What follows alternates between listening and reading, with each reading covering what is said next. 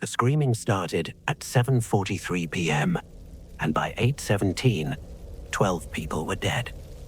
Their bodies were charred beyond recognition in what remained of Building 3 at Sanatorium Energy in Crimea. The fire moved with unnatural speed, as if the building itself wanted to burn, wanted to purge itself of decades of suffering. But the worst part wasn't the fire, it was knowing it could have been prevented. Sanatorium Energy sits on Crimea's southern coast, carved into scenic cliffs overlooking the Black Sea. Construction began in 1963 during the Cold War, when the Soviet Union was building elaborate health resorts. The complex opened as a beacon of Soviet healthcare, promising restoration and renewal. For decades, it delivered. Thousands recuperated from respiratory conditions and industrial accidents. Doctors were well trained, if not always well supplied. Then the Soviet Union collapsed. Funding evaporated overnight. The pristine facilities began to decay. Medical supplies dwindled. By the early 2000s, Sanatorium Energy operated on a fraction of its original budget. The electrical system installed in 1963 was 40 years old and failing. Circuit breakers constantly tripped, wiring sparked behind walls. Fire safety equipment existed only on paper, extinguishers and sprinklers had been cannibalized for parts or sold to meet payroll. The staff knew disaster was waiting, they'd filed reports, begged for funding. But this was post-Soviet Russia, where infrastructure across the entire nation was collapsing. The doctors and nurses did their best, knowing they were working in a tinderbox, praying it would hold together. It didn't. The fire started in Building 3, decades-old wiring finally giving up, sparking inside a wall filled with dry, rotting insulation. Within minutes, fire was roaring through the walls, spreading through the building's skeleton before anyone smelled smoke. By the time alarms were raised by patients, not by non-existent smoke detectors, the fire had cut off primary exits. The patients in Building 3 were the most vulnerable, severe respiratory cases, elderly individuals with limited mobility, some on ventilators. They'd come to Crimea for healing air and found themselves trapped in an inferno. Staff tried to evacuate them. Nurses ran through smoke-filled corridors, pulling patients from beds, dragging those who couldn't walk. But the building's layout worked against them. Narrow hallways, heavy fire doors that were locked or jammed, windows sealed shut for climate control. The smoke was the real killer. Patients with already damaged lungs inhaled superheated air and toxic fumes. Their lungs failed within seconds. Witnesses outside described the nightmare. They heard screaming from inside, muffled by thick walls. They saw shadows pounding against glass, desperate. When windows shattered from heat, the screaming became clear, raw, animal sounds of people burning alive, suffocating, dying. The fire brigade arrived within 20 minutes. 20 minutes too late. By the time they breached the building, temperatures inside exceeded 1,000 degrees Celsius. The firefighters found 12 bodies, some in their beds never having woken, others piled against doors that wouldn't open, their final moments spent clawing at steel warped by heat. One nurse who survived, Olga Petrovna, gave testimony through tears. She'd been in Building 3 when the fire started. She'd gotten 3 patients out before stairs became impassable. She'd gone back for a 4th, an elderly man named Dmitri who couldn't walk. The heat was too intense. She couldn't breathe. She made a choice she'd regret forever. She left him to save herself. His eyes were open, she said. He was looking at me as I let go. He knew what it meant.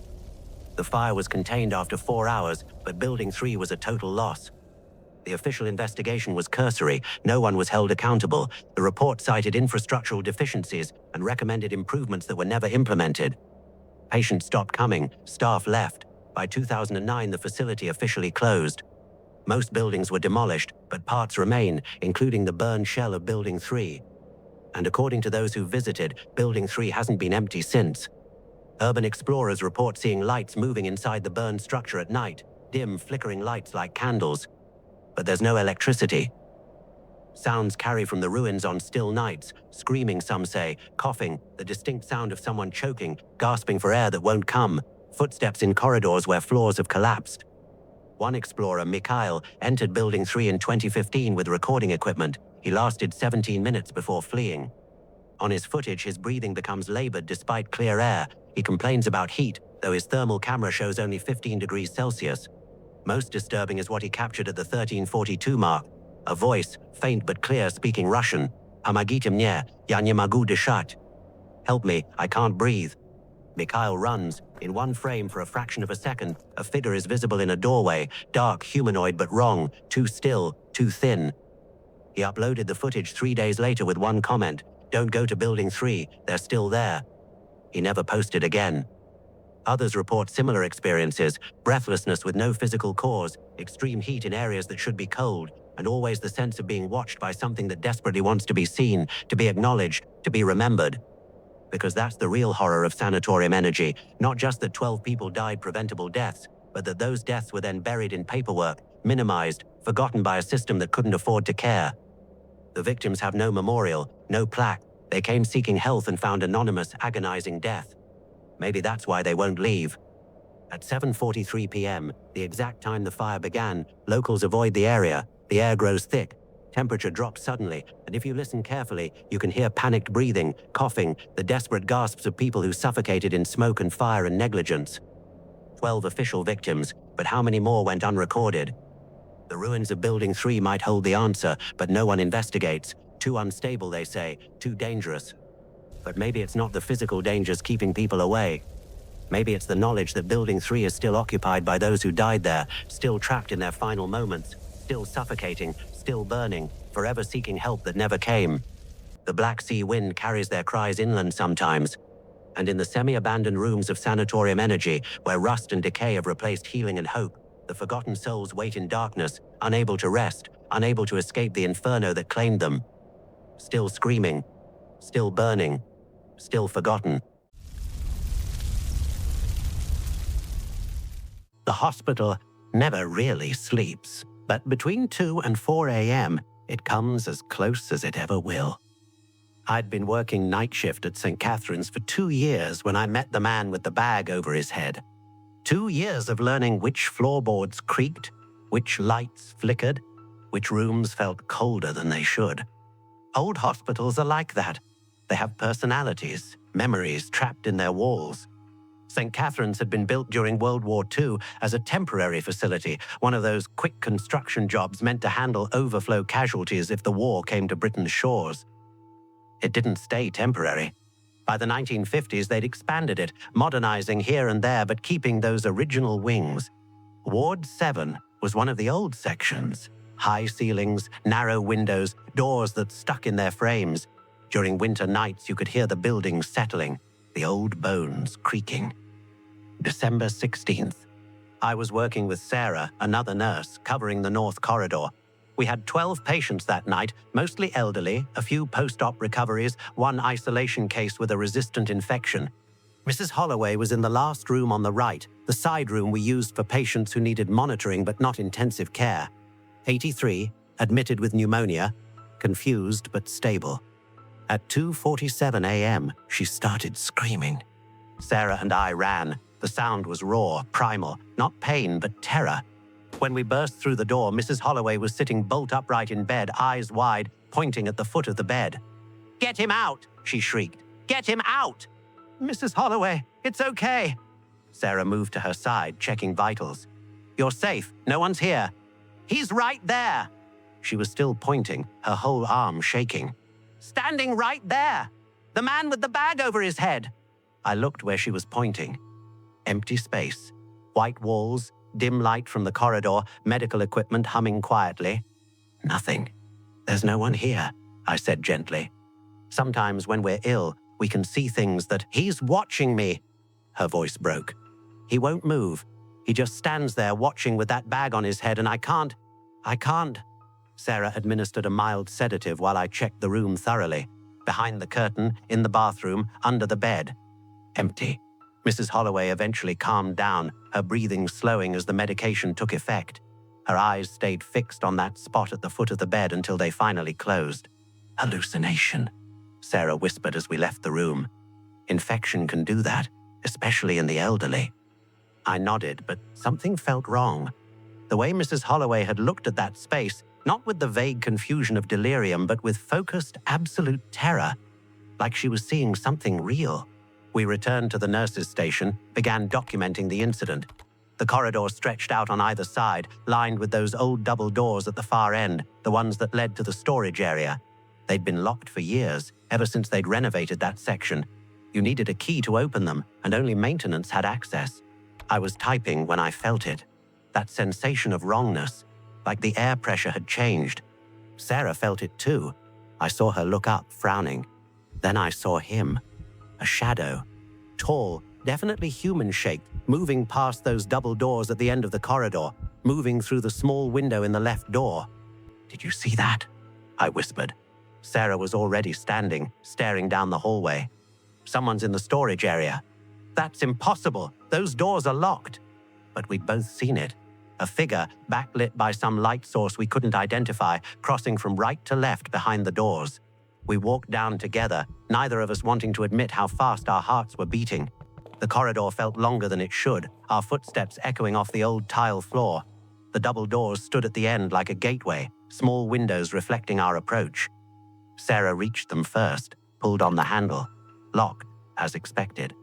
"Maybe maintenance is doing something," she suggested. At 3 a.m. We stood there, staring at those doors, and I felt my skin crawl, because I could swear I heard something on the other side. Not footsteps, more like breathing. Heavy, deliberate breathing. Sarah fumbled for her phone, calling security. "This is Nurse Williams on Ward 7. We need someone to check the old storage area. Someone's in there." While we waited, I pressed my face close to the window, cupping my hands around my eyes to see inside. The storage area was dark, shapes barely visible in the gloom, old equipment, filing cabinets, stuff that hadn't been touched in years. Something moved. I jerked back so fast I nearly knocked into Sarah. "There's something in there." "What?" "I don't know. Something moved." Security arrived. Phil, a barrel-chested guy who'd worked nights even longer than I had. He took one look at our faces and pulled out his keys. "You both saw someone?" he asked. "Through the window," Sarah confirmed, crossing from right to left. Phil found the right key, unlocked the doors. They swung open with a groan, revealing the dark space beyond. He flicked on his flashlight, the beam cutting through shadows. "Hello? Anyone in here?" Nothing. We followed him in, staying close. The room smelled of dust and old paper. Shelves lined the walls, stacked with boxes and forgotten medical supplies. No other exit, no windows, just one way in and out. The doors we'd just unlocked. "No one could have gotten past you?" Phil asked. "We were watching the whole time," I said, "and they were locked." Phil searched thoroughly, checking behind every shelf, every stack of boxes. Empty. But when we returned to the doors, I noticed something that made my blood run cold. There were footprints in the dust. Recent footprints, leading from the far wall toward the doors, then just stopping, ending about 5 feet from where we stood. Phil saw them too, crouched down, examining them with his flashlight. "These are fresh." "But there's no one here," Sarah said, her voice rising. "We searched everywhere." "I know." We stood in that dark room, looking at those impossible footprints, and I thought about Mrs. Holloway, about the man with the bag over his head, standing at the foot of her bed, watching. Phil locked the doors behind us, but none of us spoke as we walked back. What was there to say? We'd all seen the shadow, we'd all seen the footprints, and we all knew, deep in that place where logic can't reach, that something was wrong with Ward 7. I checked on Mrs. Holloway at 4 a.m. She was sleeping peacefully, face relaxed. But as I turned to leave, I saw something that made me stop cold. On the floor at the foot of her bed, there were marks. Scuff marks, like someone had been standing there. Standing and shifting their weight back and forth for a long time. I looked at where they were positioned, aligned with where Mrs. Holloway had been pointing. My hand shook as I pulled out my phone and took a picture. Then I cleaned them up, making sure they were gone before Mrs. Holloway woke. At shift change, I pulled up the hospital's archives. St. Catherine's had started as a military facility in 1942. Casualties from bombing runs were treated here, soldiers with burns and shrapnel wounds, some with injuries so severe that... I stopped reading, closed the archive. Some things you don't need to confirm. Mrs. Holloway was discharged 3 days later, infection cleared. She never mentioned the man again. But I heard from Sarah that before she left, Mrs. Holloway asked one question. "Do you think he was waiting for me?" Sarah told her no. Told her it was just fever dreams, nothing more. But 6 months later, Mrs. Holloway died peacefully in her sleep at home. And I can't help wondering if the man with the bag finally stopped waiting. I still work Ward 7, still walk that corridor in the dead hours between midnight and dawn. Sometimes I glance at those double doors and wonder what stands on the other side, breathing in the darkness. Most nights, I don't look. It's better that way. The scratching sound started on a Tuesday. At first, I thought it was mice. Old houses get them sometimes, especially in Detroit, where I'd just moved into a charming duplex built in the 1920s. The landlord had warned me about quirks. Pipes that clanged, floors that creaked, the usual character of a building with history. But mice don't scratch in rhythm. They don't stop when you walk toward the sound. This did. My name is Rachel, and I'm a single mother with a 6-year-old daughter named Emma. After my divorce, I'd jumped at the chance to rent this place. Affordable, spacious, and in a neighborhood that seemed safe. The other half of the duplex was occupied by an elderly man named Mr. Harrington. Quiet, kept to himself, exactly the kind of neighbor I wanted. The scratching came from the basement. I avoided basements generally. They reminded me of childhood fears, of spaces where shadows lived. But this was my home now, and I needed to be brave. For Emma. I went down with a flashlight one evening after putting her to bed. The basement was unfinished, concrete floor, exposed beams, boxes I hadn't unpacked yet. Normal. Except for the smell. Musty, but also something else. Something lived in. I found the source of the scratching near the far wall. The concrete had a crack, wide enough that I could see darkness beyond. I pressed my ear against it. Silence. Then, very faintly, breathing. I jumped back, heart hammering. Old houses settle. Air moves through cracks. That's all it was. But that night, I barely slept. The missing items started the next week. Small things at first. A hairbrush I'd left on the bathroom counter. Emma's favorite stuffed bear that she'd had since infancy. Food from the pantry, specifically the snacks Emma loved. Goldfish crackers. Fruit snacks. I blamed stress. New house, new routine, things get misplaced. Except Emma swore she'd left her bear on her bed, and I distinctly remembered putting those crackers on the top shelf. Then Emma said something that stopped me cold. "Mommy, why does the nice man visit when you're at work?" I was folding laundry in our living room. Emma sat coloring at the coffee table, humming to herself. "What nice man, sweetie?" "The old man from next door. He comes through the basement sometimes. He checks on us." My blood turned to ice. "Mr. Harrington comes inside our house?" Emma nodded, not looking up from her drawing. "He's very quiet. He smiles at me. He says he's making sure we're safe." I grabbed Emma, checking her over. "Has he ever touched you? Ever hurt you?" "No, Mommy. He's nice, but he watches me sleep sometimes. Through my door." I called 911 immediately, explained everything. The operator told me to take Emma and leave the house, that police were on their way. We waited in my car, Emma confused about why we'd left so suddenly. I held her tight, watching our front door, terrified I'd see Mr. Harrington emerge. The police searched our house top to bottom, found nothing. Checked the basement, found the crack in the wall, but said it was just normal settling. "Are you sure your daughter didn't dream this?" the officer asked gently. Kids have vivid imaginations. But I knew Emma wasn't lying. I called the landlord the next morning. "I need you to check something. The basement wall between units. Is there supposed to be access between them?" Long pause. The building used to be a single-family home. Back in the 20s, the basement would have been one large space before it was divided into a duplex. "Is there still access?" "There shouldn't be. When they renovated in the 70s, they sealed everything off with concrete walls. Can you come check?" He arrived that afternoon with a contractor. They went straight to the basement while I stayed upstairs with Emma, too afraid to go down there again. 20 minutes later, they came up, both looking pale. "Mrs. Peterson," the landlord said carefully, "there's a panel in that wall. It's hidden behind some old shelving. Someone's been using it to access your side." The contractor added, "And there's evidence of recent use. Scratches around the edges. The hinges have been oiled recently so they don't squeak." I felt sick. "How long?" "No way to know. But Mrs. Peterson, there are items on your side that don't belong to you. Personal items, clothing, some of your daughter's things."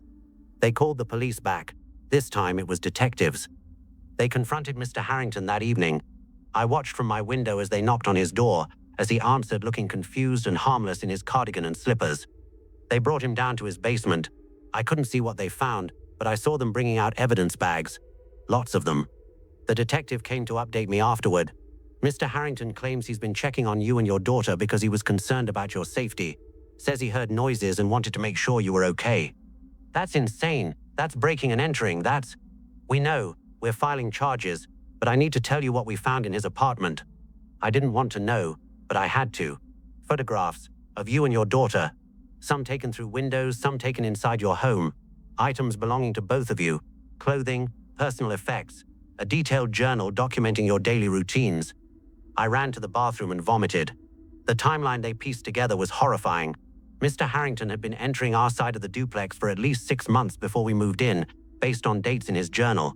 When we'd arrived, he'd simply continued his routine, entering while I was at work, watching Emma, taking small items as, what, trophies? Evidence of his presence? The worst part was Emma's account, given to a child psychologist.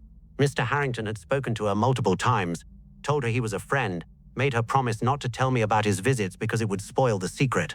He'd been grooming my daughter in my own home. The legal process was a nightmare. Mr. Harrington's lawyer argued he was a lonely old man with boundary issues, not a predator, that he'd never touched Emma, that he thought he was being helpful. The jury disagreed. Breaking and entering, stalking, child endangerment. He was sentenced to 8 years, though at his age, that felt like a lifetime. We moved out immediately. I couldn't stay in that house, knowing he'd watched us sleep, knowing he'd stood in Emma's doorway. But moving didn't erase the damage. Emma has nightmares. She wakes up screaming that someone's watching her. She checks her closet 17 times before bed, counting each time like a ritual. I installed locks on every door, cameras in every room.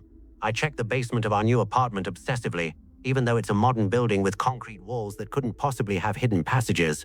Because that's the thing about this kind of violation. It doesn't end when the threat is removed. It lives in you, changes how you see the world.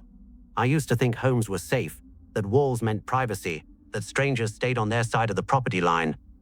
Now I know better. Now I know that the scariest monsters don't break down doors. They find the cracks, the weak points, the spaces between safety and invasion.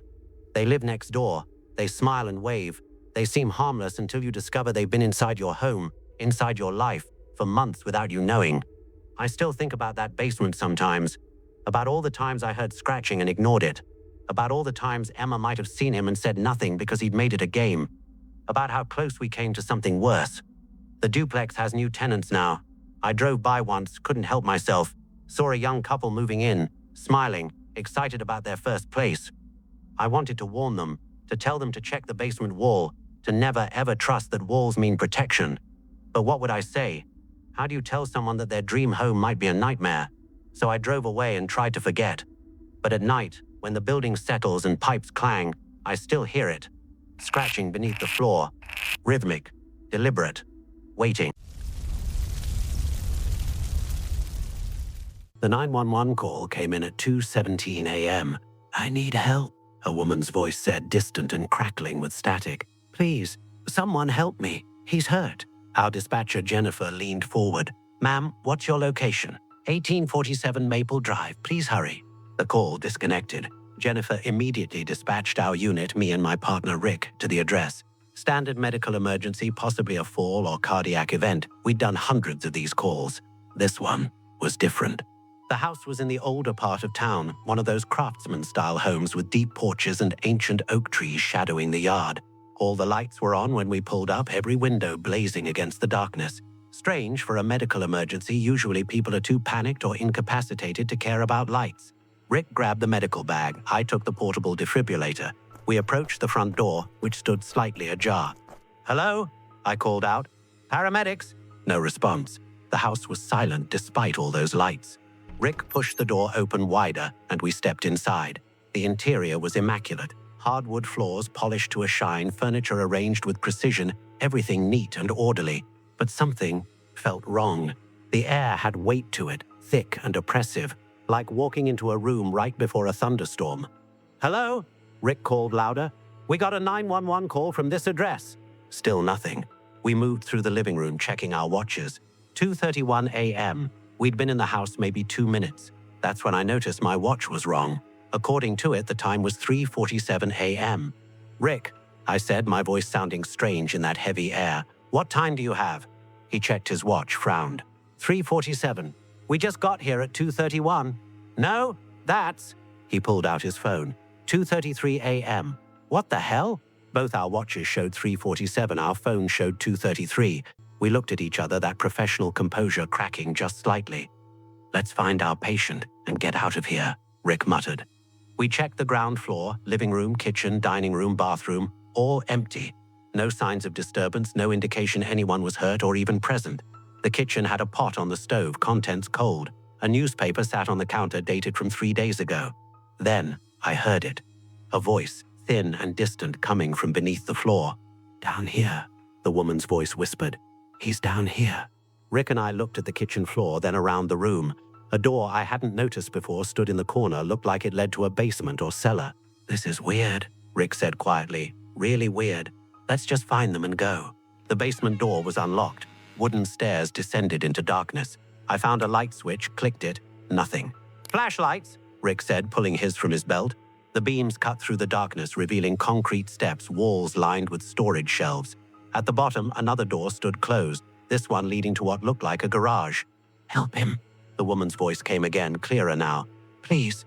The garage door was heavy, stuck in its frame. Rick and I had to put our shoulders into it.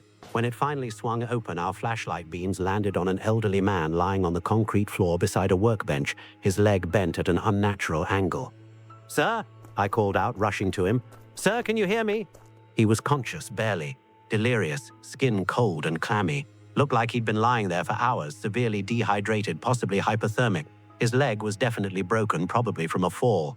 Rick checked vitals while I did a neurological assessment. We need to get him to the hospital now. As we worked, I became aware of that feeling again, the weight in the air pressing down, and cold. The temperature had dropped significantly. Our breath came out in clouds. Is there anyone else here? I asked the man as we stabilized his leg. Sir, who called 911? His eyes focused on me for the first time, watery and confused. What? The woman who called. Is she here? Woman? His voice cracked. There's no woman here. Someone called 911, Rick said, preparing the stretcher. Said someone was hurt at this address. The old man's face crumpled. My wife. My wife would have called. Where is she? She's dead. Tears leaked from the corners of his eyes. Margaret died 10 years ago. The cold intensified. I felt something brush past me, not touching, but close enough to feel the displacement of air. Rick felt it too. I saw him tense, his eyes darting around the garage. Let's move, he said. All business now. We need to get him out. We loaded the man onto the stretcher, working faster than normal, that professional calm starting to fracture. As we carried him toward the stairs, I glanced at my watch. 2:41 a.m. The time had reset. Rick, what time? Don't, he said sharply. Not now. Let's just go. We got the patient into the ambulance. The moment we closed the doors, that oppressive feeling lifted. The air was just air again, cold December air that smelled of pine and approaching snow. As Rick started the engine, I contacted dispatch. Unit 7 transporting one patient to County General. Male, approximately 75, broken leg, dehydration, possible hypothermia. Jennifer's voice came back. Copy that. What took so long? You've been on scene for over an hour. I checked the dashboard clock. 3:51 a.m. We'd entered the house at 2:31. It was now 3:51. We'd lost an hour. An entire hour just gone. Dispatch, what time did we arrive on scene? A pause. Stand by. Another pause. Show 2:31 arrival. But you didn't report entering the residence until 3:43. That's wrong, I said. We entered immediately. Mike, my log shows...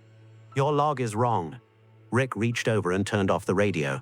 We drove in silence for a moment. I felt her, he said finally, in that garage.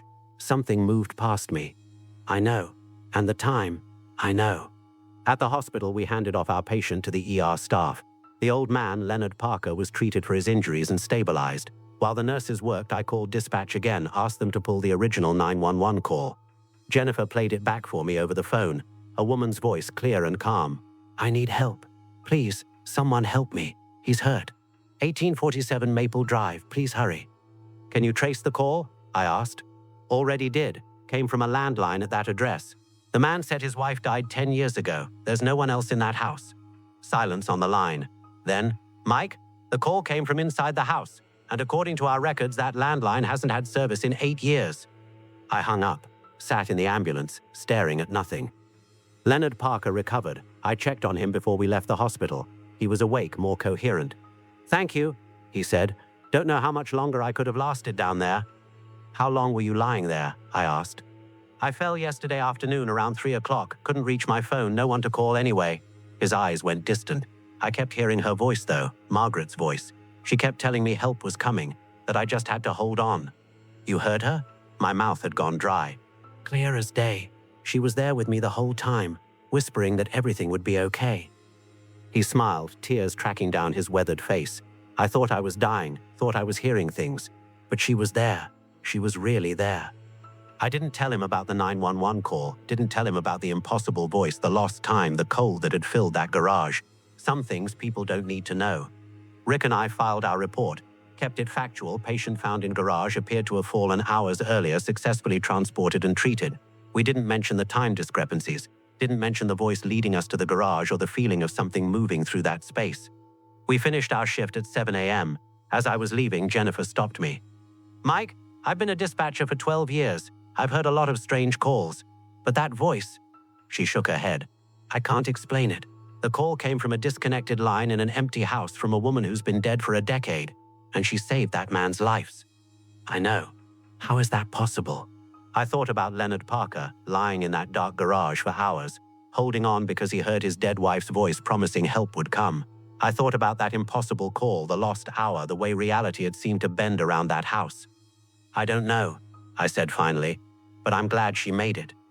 Some nights, when I'm on shift and the calls are quiet, I think about 1847 Maple Drive, about Margaret Parker who loved her husband enough that death couldn't stop her from saving him one last time. I think about the way time folded that night, the way impossible things became real for just long enough to matter. And I wonder how many other calls we've responded to where the caller shouldn't have been able to call. How many other voices have guided us through darkness to save someone who had no right to survive. The radio crackles. Another call, another address, another person in trouble. We go, because whether the calls come from the living or the dead, someone needs help. And we answer, always. She stood perfectly still for 3 hours, just watching him sleep. Or trying to sleep. How could anyone sleep with those eyes fixed on them, unblinking, unwavering? The date had started normally. Too normally, maybe, which should have been the first warning sign. They'd met on a dating app, exchanged messages for a week, agreed to meet for drinks at a trendy downtown bar. She was beautiful. Objectively, undeniably beautiful. Dark hair, striking features, a smile that made the anonymous poster's breath catch. They talked for hours over cocktails, conversation flowing like they'd known each other for years instead of days. She laughed at his jokes. He laughed at hers. The chemistry was electric, undeniable, the kind of connection that makes you believe in fate and timing and all those romantic cliches you usually roll your eyes at. When she suggested continuing the night at her place, he didn't hesitate. They were 3 blocks from the bar when she mentioned it. "I should probably tell you something," she said, her voice casual, conversational.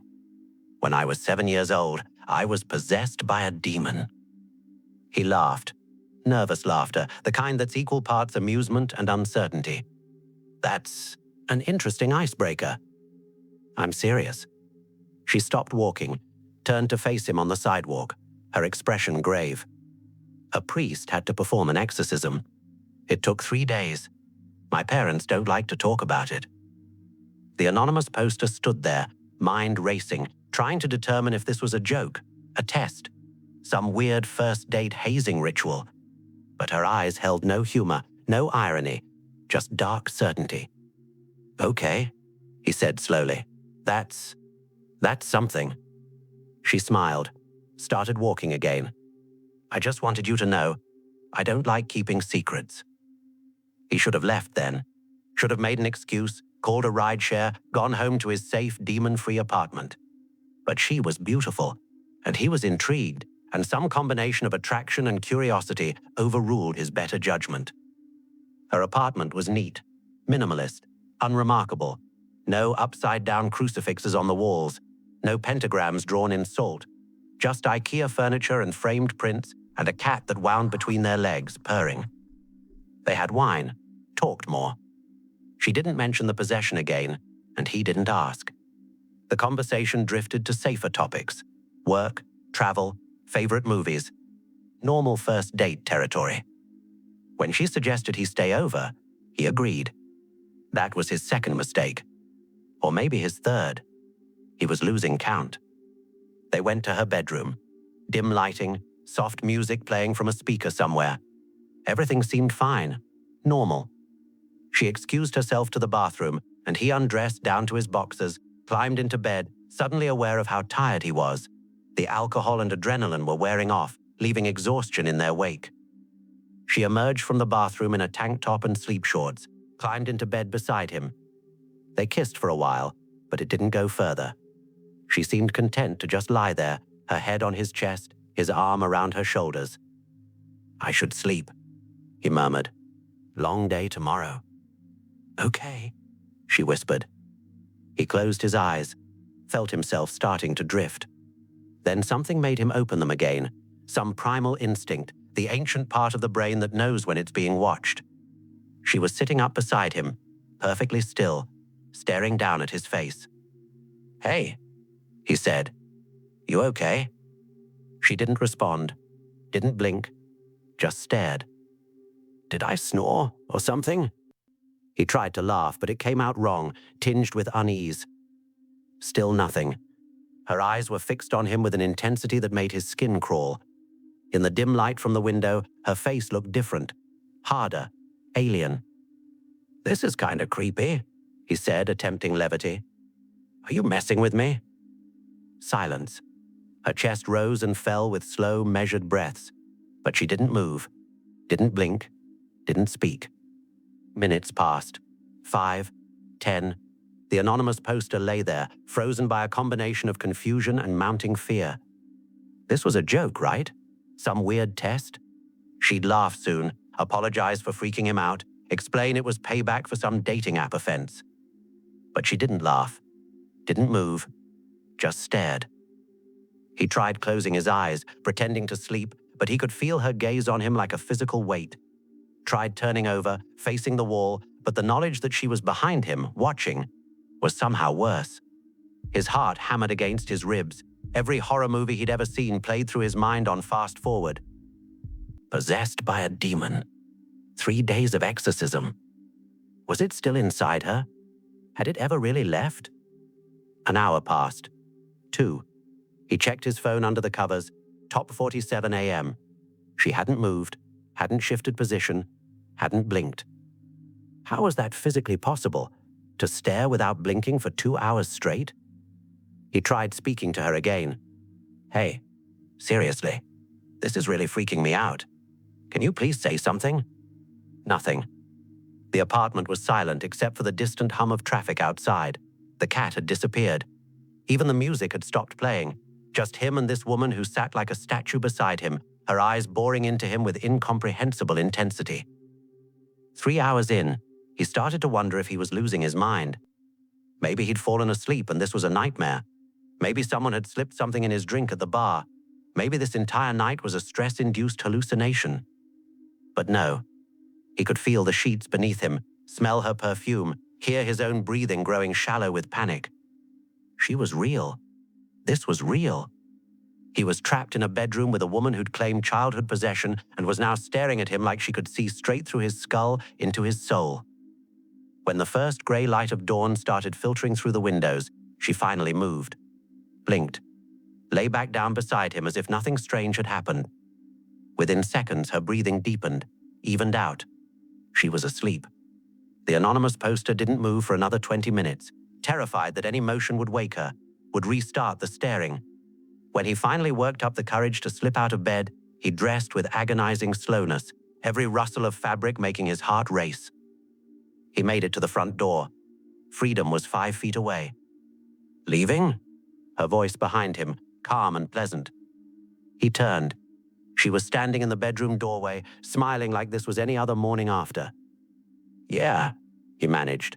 "Work. Early shift." "Okay. Text me later?" He nodded, not trusting his voice, and escaped into the hallway. He never texted her, blocked her number immediately, deleted the dating app, tried to convince himself it had been nothing, a misunderstanding, sleep paralysis, coincidence. But he knows what he saw, what he felt. Those 3 hours of being watched by eyes that held something old and hungry and utterly inhuman. Sometimes, late at night, he still wakes suddenly with the feeling that he's being observed, sits up in his own bedroom, heart pounding, scanning the shadows for a figure that isn't there. Possessed by a demon. 3 days of exorcism. Had it worked? Or had something stayed behind, living inside her, peering out through her eyes at a world it didn't belong to, studying him for 3 silent hours like a scientist examines an insect? The anonymous poster shared the story online months later, expecting sympathy or similar experiences, or at least acknowledgement that what happened was deeply wrong. Instead, people debated. Was it real? Psychological? Supernatural? But those questions missed the point entirely. Because whether the possession was literal or metaphorical, whether demons are real or just manifestations of trauma and mental illness, the truth remains. He spent 3 hours under the unwavering gaze of something that looked human, but felt fundamentally other. 3 hours realizing that the line between person and void is thinner than we pretend. 3 hours learning that some confessions aren't warnings, they're introductions. She told him about the exorcism because she wanted him to understand, to know what he was dealing with, to make a choice with full information. He chose wrong. And somewhere in the city, she's still out there, still dating, still beautiful, still carrying whatever it was that made her stand perfectly still for 3 hours, watching a stranger sleep with eyes that never, ever closed. The anonymous poster doesn't date anymore. Can't bring himself to trust those early conversations, those perfect connections that feel too good to be true. Because sometimes they are. Sometimes what looks like chemistry is just something wearing chemistry's skin, waiting for you to let your guard down so it can study you properly, learn the contours of your fear, map the boundaries of your breaking point. He never learned her real name, never saw her again after that morning. But he remembers her stare. Will always remember it. The way it felt like being dissected, being read, being known by something that had no business knowing him at all. 3 hours of perfect stillness, 3 hours of unblinking observation, 3 hours that prove the worst horror isn't what jumps out at you from the darkness. It's what sits beside you in the light, looking almost human, wearing a smile that doesn't quite reach its eyes. The gas station was open, but there was nobody inside. I'd been driving through West Texas for 6 hours, watching the sun sink into the horizon like a bleeding wound, when I rolled into what I thought was just another small town. One of those dying places you find scattered across rural America. Population maybe 500 on a good day, where the high school closed 20 years ago and half the businesses have for sale signs gathering dust in their windows.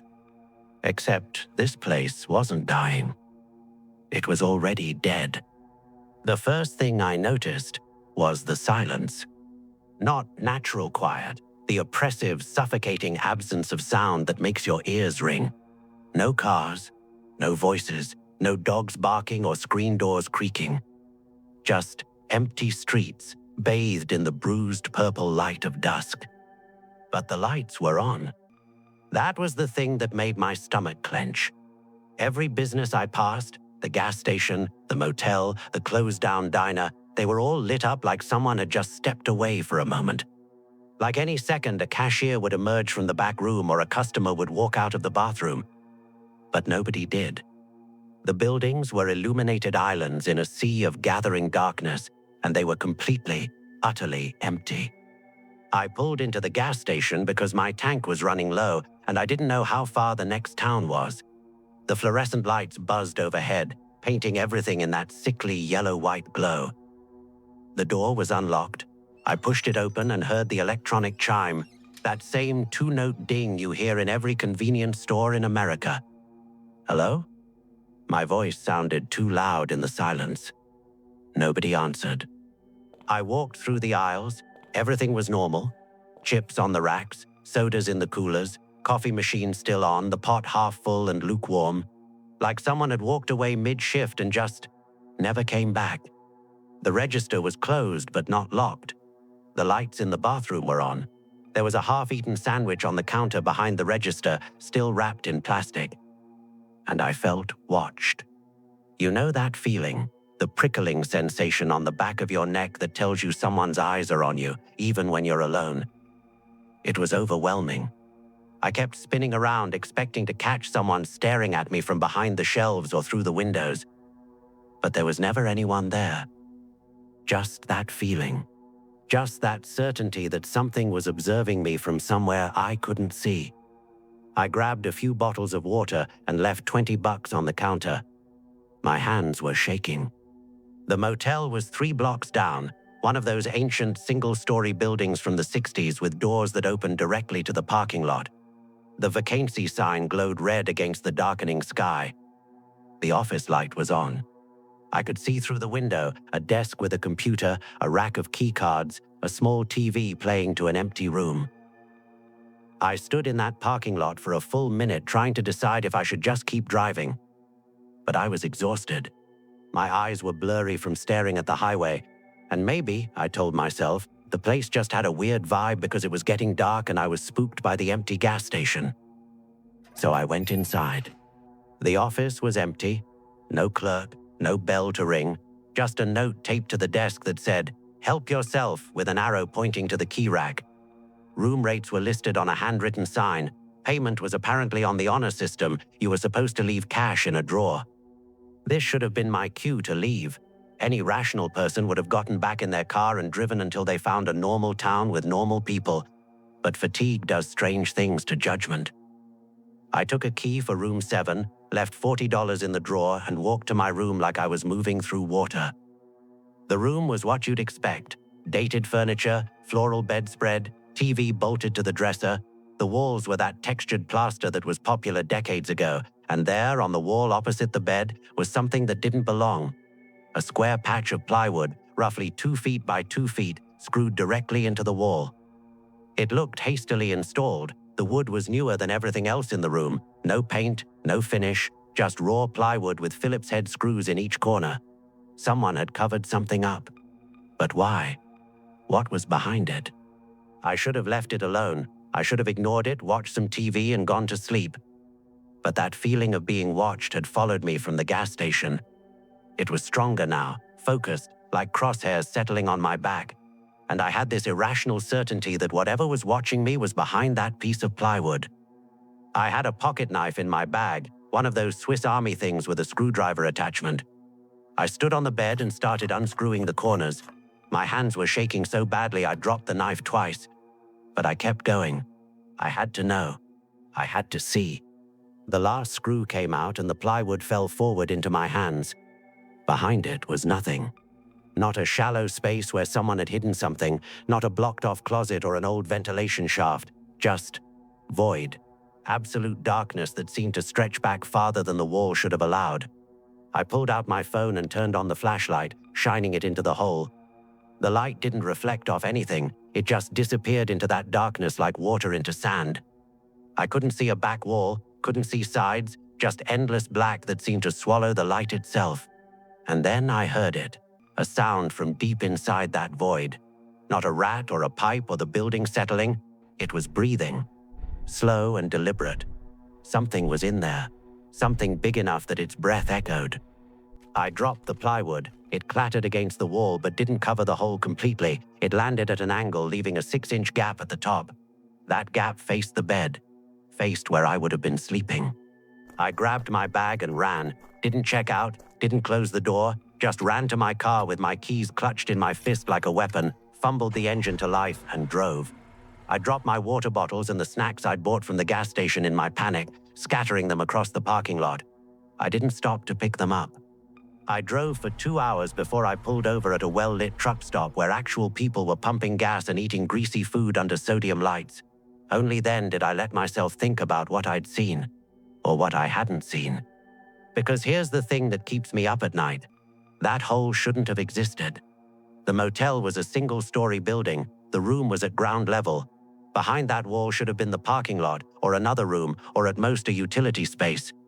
There was nowhere for that void to extend. It defied physics. It defied architecture. It defied reality. But it was there, and something was inside it. I looked up that town later, tried to find it on maps, read about it online, see if anyone else had reported weird experiences, but I couldn't even figure out which town it was. I remember the highway I was on. I remember driving for about an hour after I'd filled up my tank in Van Horn. But when I look at that stretch of road on satellite imagery, there's nothing there. No town, no cluster of buildings, just empty desert and the highway cutting through it like a scar. Maybe I was more tired than I thought. Maybe I was hallucinating from sleep deprivation and the isolation of driving through West Texas at night. Maybe that whole experience was some kind of micro-sleep dream that felt real but wasn't. But those water bottles I dropped, I never found them again. They weren't in my car. I didn't have them when I reached my destination. They existed. They were real. And I left them in a parking lot in a town that apparently doesn't exist. If you ever find yourself in a small Texas town where every light is on but no one's home, keep driving.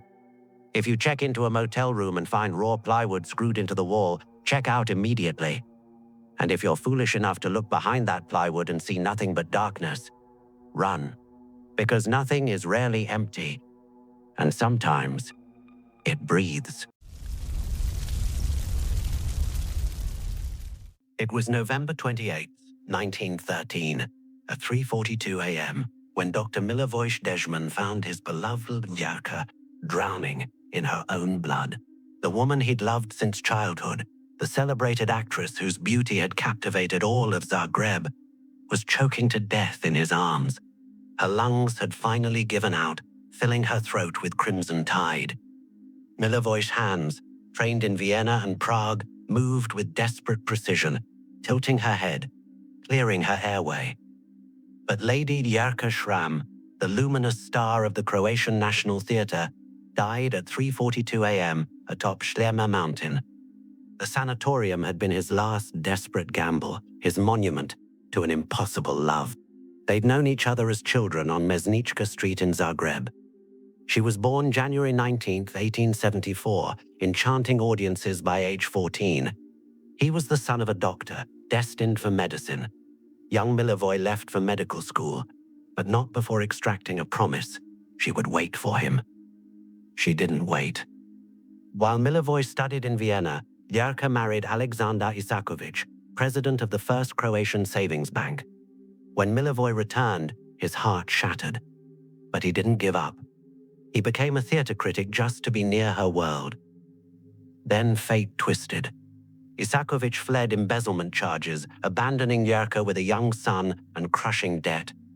Desperate, she turned to the one man who'd never stopped loving her, Milivoje. He took them both in without hesitation. For a few years, life was beautiful. Then came the cough, blood specks on her handkerchief. Within months, the diagnosis came: pulmonary tuberculosis, the white plague claiming millions across Europe. Milivoje refused to accept it. He convinced Zagreb's authorities that a sanatorium was desperately needed. Land on Medvednica Mountain was donated. Money was raised through lotteries and art sales. On May 22, 1909, Brestovac Sanatorium opened its doors to 40 patients. Lyarka was among them. The facility was revolutionary. Croatia's first X-ray machine, a radio station, even a cinema. Between 1909 and 1934 alone, 9,193 patients passed through its halls. But tuberculosis didn't care about fresh air or state-of-the-art facilities. Milivoje watched helplessly as Lyarka weakened. Her legendary voice reduced to wet whispers between coughing fits. The disease was eating her lungs from the inside, turning each breath into agony. That November morning, when he found her, the blood was everywhere. Tuberculosis patients often died this way. Sudden hemorrhage. The weakened blood vessels would rupture, filling airways faster than the body could expel it. Death came by drowning, by choking on your own life force. She died in his arms at 39 years old. The sanatorium continued operating. Milivoje stayed on as director for years, a shell of the man he'd been. He died in 1940, never remarrying, never loving again. But Lyarka didn't leave. Within weeks of her death, night staff reported something disturbing. A woman in a blood-stained dress wandering the corridors, her face pale, her eyes empty, her gown saturated crimson from chest to hem. She moved silently through wards, pausing at bedsides, watching the sleeping sick. Some patients claimed she prayed over them. Others said she simply stood there, dripping. The legends grew darker. Staff whispered about catacombs beneath the sanatorium quarantine tunnels where the dying were isolated. Down there, people claimed to see not just Yerka, but a procession of the dead, their foggy forms drifting through stone corridors. During World War II, the sanatorium became a military hospital. When partisans liberated Zagreb in 1945, they executed every wounded soldier they found. 200 men, their bodies dumped in shallow graves. 200 more ghosts added to Yerka's eternal company. By the 1960s, antibiotics made sanatoriums obsolete. Brestovac officially closed in 1968. Then came abandonment. Nature began its reclamation. Buildings crumbled, windows shattered, vandals stripped everything valuable.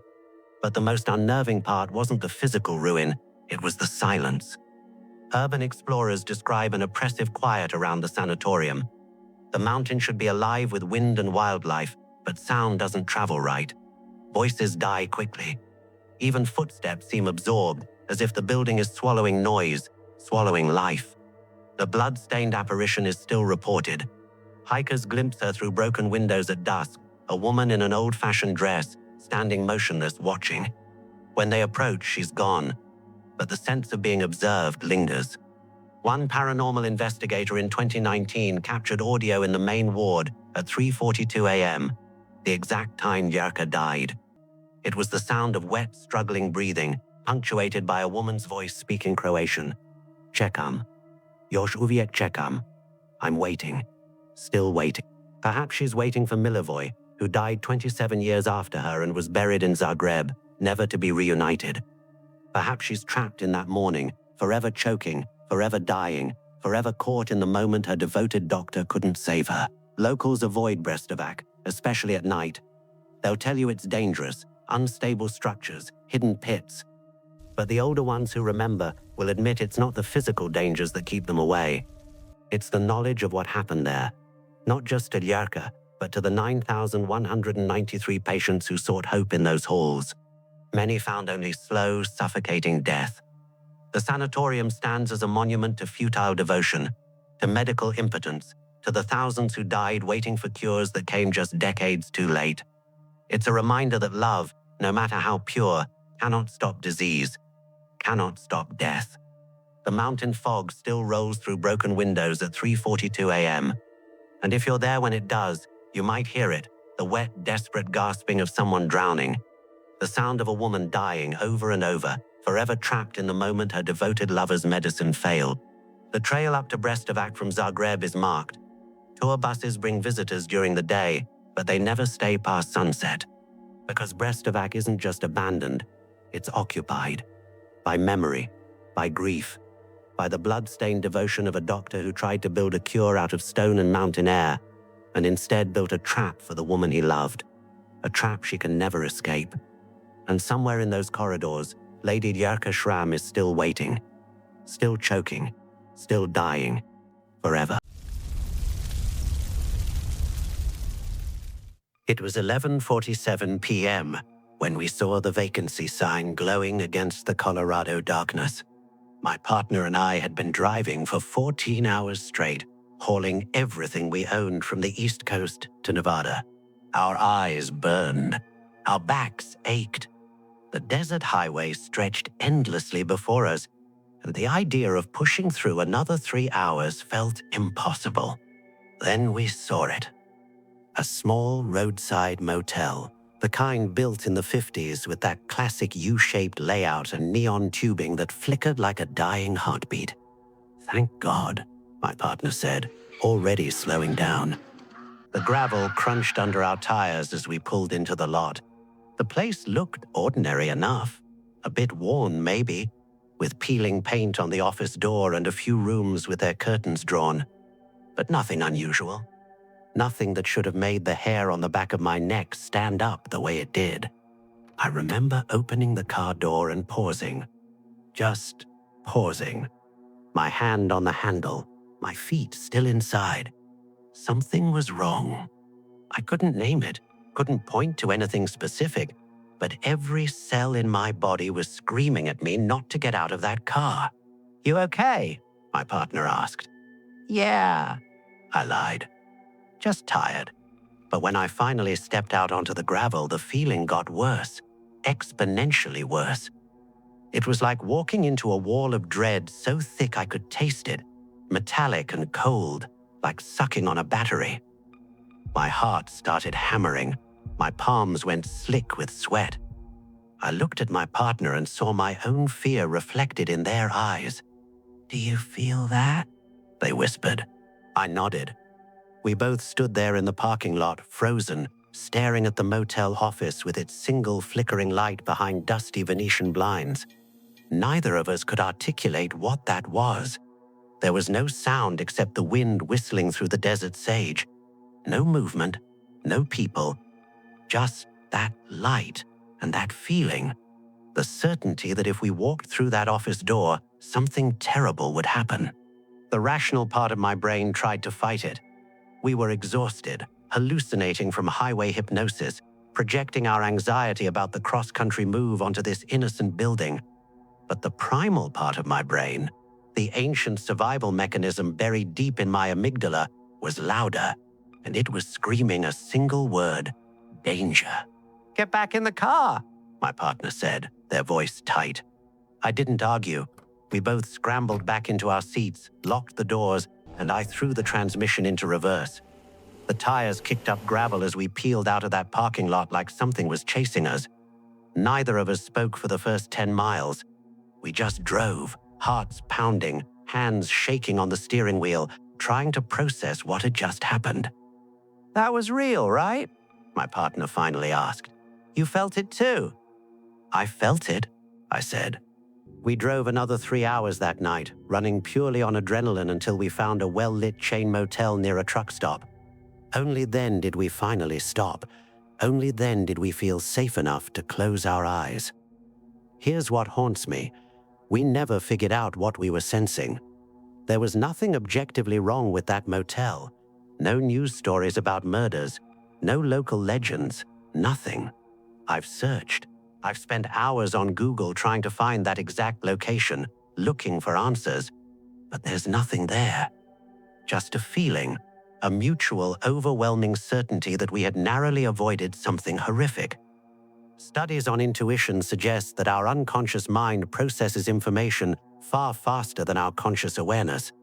Environmental cues we don't consciously register, subtle smells, barely perceptible sounds, micro-expressions on faces we glimpse through windows, all feed into what we call a gut feeling. Maybe we detected something wrong with that motel on a level below conscious thought. Maybe there was a person watching from one of those dark windows. Maybe there was danger we never saw but somehow sensed. Or maybe it was nothing. Maybe we were just two exhausted travelers who spooked each other with highway paranoia and let our imaginations run wild. But here's what I know for certain. I have never, before or since, felt dread like that. Not in dark alleys, not in dangerous neighborhoods, not in any genuinely threatening situation I've encountered in my life. That motel was different. That motel emanated wrongness like radiation. 3 months later, after we'd settled in Nevada, I tried to find the place again using satellite imagery and route maps. I thought I'd found the right stretch of highway, right distance from the state line, right landscape. But there was no motel. The building should have been there, right at that spot where the highway curved through empty desert. But on the satellite image, there was nothing. Just sand and scrub brush and an empty lot. Maybe I miscalculated the location. Maybe the motel was demolished. Maybe it was never there at all. My partner doesn't like to talk about that night. When I bring it up, they get this look on their face, distant and uneasy, and change the subject. I think it scares them more than they want to admit. Because if we were right to run, what exactly were we running from? And if we were wrong, if it was just exhaustion and paranoia, what does it say about our grip on reality that we both experienced the same delusion simultaneously? I think about that motel sometimes late at night when I'm alone. I think about the other travelers who might have pulled into that parking lot, people who were more tired, or braver, or less attuned to danger. People who ignored their instincts and walked through that office door. I wonder what they found inside. I wonder if they made it back out. The worst horror isn't the monster you see. It's the one you sense but never witness. It's the door you don't open. It's the room you don't enter. It's the split-second decision to get back in your car that saves your life without ever knowing what would have ended it. We ran from nothing we could name, but we ran. And that nothing had enough presence, enough weight, enough malevolent intention that two rational adults independently felt its pull toward oblivion. Trust your instincts. They evolved for a reason. When every fiber of your being screams danger, listen. Even if you can't see the threat, even if it seems irrational, even if there's no logical explanation. Because sometimes the absence of visible danger is itself the trap. That motel is still out there, I'm sure of it. And someday, someone who didn't get the warning or didn't listen to it is going to walk through that office door. I just hope they make it back to tell the story. The day Jason moved back home, I thought our neighborhood was getting safer. I'd known him since we were kids, running through these same streets in Dalrada, Alabama. He'd been the quiet type then. Polite, helpful, the kind of boy who mowed his elderly mother's lawn every Saturday without being asked. When he returned to care for her after 20 years away, people welcomed him, brought casseroles, asked about his job in telecommunications. Normal, small-town hospitality. I should have noticed the cameras first. It started small. A security camera above his garage, then one by his mailbox, then another facing the street. Within 3 months, his house looked like a surveillance compound, 8 cameras pointing in every direction. I just want Mom to be safe, he told me once, that familiar, polite smile on his face. You can't be too careful these days. I lived 3 houses down with my wife Amanda and our dog Rusty. We'd been in this neighborhood for 5 years. Quiet, friendly, exactly what we wanted. The kind of place where you knew your neighbors' names and borrowed sugar when you ran out. Everything changed when the young woman moved in next door to Jason's mother. Her name was Sarah.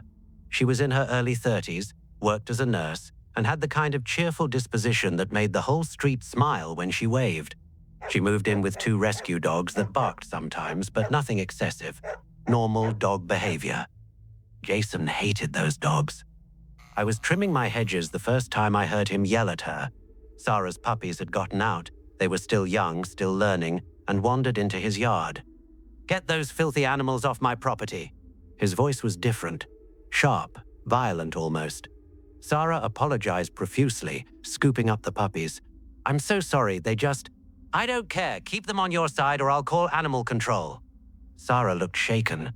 I called out to her, hey, don't worry about it, dogs will be dogs, right? Jason's head snapped toward me. For just a second, I saw something in his eyes that made me take a step back. Then the polite mask returned. Just trying to keep the neighborhood nice, that's all. Sarah's dogs found homes within a month. The barking stopped. I thought that would be the end of it. I was wrong. The lights started soon after. Not regular security lights. These were industrial-strength spotlights that Jason mounted on his roof. They could swivel and track. At night, if Sarah left her house, the lights would follow her car down the street, blinding her with their brilliance. Then he started with the sounds. Sarah worked night shifts at the hospital. She'd come home at 3 a.m. exhausted, and the moment she pulled into her driveway, speakers would blast heavy metal music or recordings of dogs barking, or sometimes just white noise at volumes that rattled windows. Have you talked to him? Amanda asked Sarah one afternoon when they ran into each other at the grocery store. I've tried. He says he's testing his security system. Sarah's hands trembled as she loaded groceries. But it only happens when I'm outside. It's like he's watching me. He was. The cameras proved it. Then he started targeting me.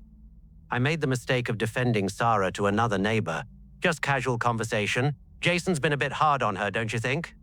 That night I took Rusty for a walk. Jason was in his driveway wearing all black, not just a black shirt, tactical gear, gloves, boots. He was cleaning his lawnmower, but the way he looked at me. "Evening," I said, keeping my voice light. He didn't respond, just stared. Rusty growled, which he'd never done before at anyone. The next morning, I found my mailbox smashed. Then the tires on my car were slashed. Then someone cut the power line to my house, leaving us in darkness for 6 hours. The police came, took reports. "Do you have any proof it was him?" I pointed to his cameras. "Check those, they point at my house." "We'd need a warrant, and we'd need probable cause for a warrant." We were trapped in a loop of legal impossibility. Then Jason started wearing the ghillie suit. For those who don't know, a ghillie suit is what snipers wear. It's covered in strips of fabric and netting that makes you look like vegetation. Perfect camouflage. Jason would put it on and stand in his yard, sometimes for hours, just standing there, barely visible, watching the neighborhood. Kids stopped playing outside. Then came the hockey mask. He'd mow his lawn wearing it, revving the engine unnecessarily loud, walking in patterns that brought him closer and closer to property lines. Sarah stopped coming outside during the day. I saw her curtains twitch sometimes, just watching, afraid. Amanda started having nightmares. "What if he has guns?" she whispered one night. I wanted to say no. I wanted to reassure her, but I couldn't. The other neighbor, Kristen, had her own hell. Her dog got sick suddenly, poisoned, the vet said. She'd found toxic pellets in her yard. Then Jason started hiding in her bushes at night, watching her house. "He knows my schedule," she told me, voice cracking. "He knows when I leave for work, when I come home, when I'm alone." We called the police again, and again, and again. "Unless he makes a direct threat." "He is a direct threat. He's stalking us." Finally, they got a protection order. Jason couldn't possess firearms, couldn't come near Sarah or Kristen. The police searched his house. What they found still gives me nightmares. 17 guns, thousands of rounds of ammunition, cell phone jammers that explained why our phones never worked properly near his house, infrared illuminators designed to blind security cameras, equipment that belonged in a military compound, not a suburban home, and notebooks. Pages and pages of notes about us, our schedules, our cars, who visited us and when. He'd been documenting our lives like a researcher studying lab rats. The trial was surreal. Jason's lawyer argued he had no violent history, that his behavior was eccentric but not criminal, that he was just a man trying to protect his mother. But the victims testified, Sarah shaking, describing how she'd stopped being able to sleep, how she'd wake up to spotlights tracking her bedroom window. Kristen crying, holding a photo of her poisoned dog. Me, explaining how a man I'd known since childhood had turned our neighborhood into a surveillance state. The judge gave him 40 years. 40 years for stalking, for harassment, for turning our homes into prisons. People ask me sometimes why we didn't just move, why we didn't leave. Because this was our home. Because we shouldn't have to flee from terror, because running doesn't solve the problem, it just moves it somewhere else. The cameras are gone now. Jason's mother moved away, too ashamed to stay. The house sits empty, a for sale sign slowly weathering in the yard. But I still check my locks 3 times before bed. Amanda still flinches when she hears a lawnmower. Sarah moved across the country and never looked back. The neighborhood is quiet again. Safe, supposedly. But sometimes, late at night, I dream that I see someone standing in that ghillie suit at the edge of our property, barely visible in the darkness. And I wonder how many other neighborhoods have their own Jason. How many quiet, polite men are documenting their neighbors' lives, collecting weapons, waiting for something to snap. How many people are prisoners in their own homes right now, calling police who can't help until it's too late? The law caught Jason eventually, after years of terror, after lives were destroyed. But the real horror is how long it took. How many reports were filed and ignored. How many times we were told there was nothing that could be done. Until there was almost nothing left of us to save. The last patient left Sanatorio de Montalto on March 15, 1975, at 4:23 p.m. The doctors watched him descend the mountain path toward Valongo, finally free after 3 years of treatment. Portugal's last tuberculosis sanatorium had outlived its purpose. Antibiotics had won the war the fresh mountain air never could. The staff locked the doors and walked away from decades of death. What they didn't know was that something stayed behind. Montalto sits atop Serra de Santa Justa in northern Portugal. Construction began in 1932, but the project was plagued from the start. The Portuguese government had grand ambitions, but ambition and funding were different things. The site sat directly above active coal mines. The mining company fought construction for years, arguing a sanatorium couldn't coexist with industrial operations. They were right. The mines were collapsing, creating subsidence risks. Building a hospital on unstable ground was asking for disaster. But tuberculosis was killing over 10,000 Portuguese citizens annually. The government needed to be seen doing something. Construction dragged on for 26 years. The complex finally opened November 1, 1958. It was enormous. Multiple buildings, a chapel, a school for children of tuberculosis patients, administrative offices. The main building held hundreds of beds where the sick lay in mountain air, hoping proximity to clouds would cure them. It didn't. Tuberculosis consumed lungs from the inside, creating cavities, causing hemorrhaging, slowly suffocating victims over months or years. Treatments before antibiotics were barbaric, collapsing lungs intentionally, removing ribs, injecting air into chest cavities. Patients suffered these procedures and still died. Montalto became a warehouse for the dying. Families sent sick loved ones up the mountain and often never saw them alive again. Isolation was the point, protect the healthy by quarantining the diseased. But isolation meant psychological torture. Patients spent months, sometimes years, in Montalto. They watched fellow patients decline and die in beds around them.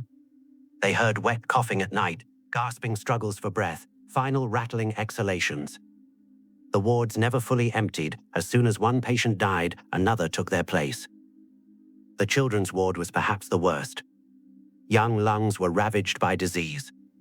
Parents made impossible choices: keep sick children home to infect siblings, or send them to Montalto to die alone. Many children admitted never went home. The school was meant to provide normalcy.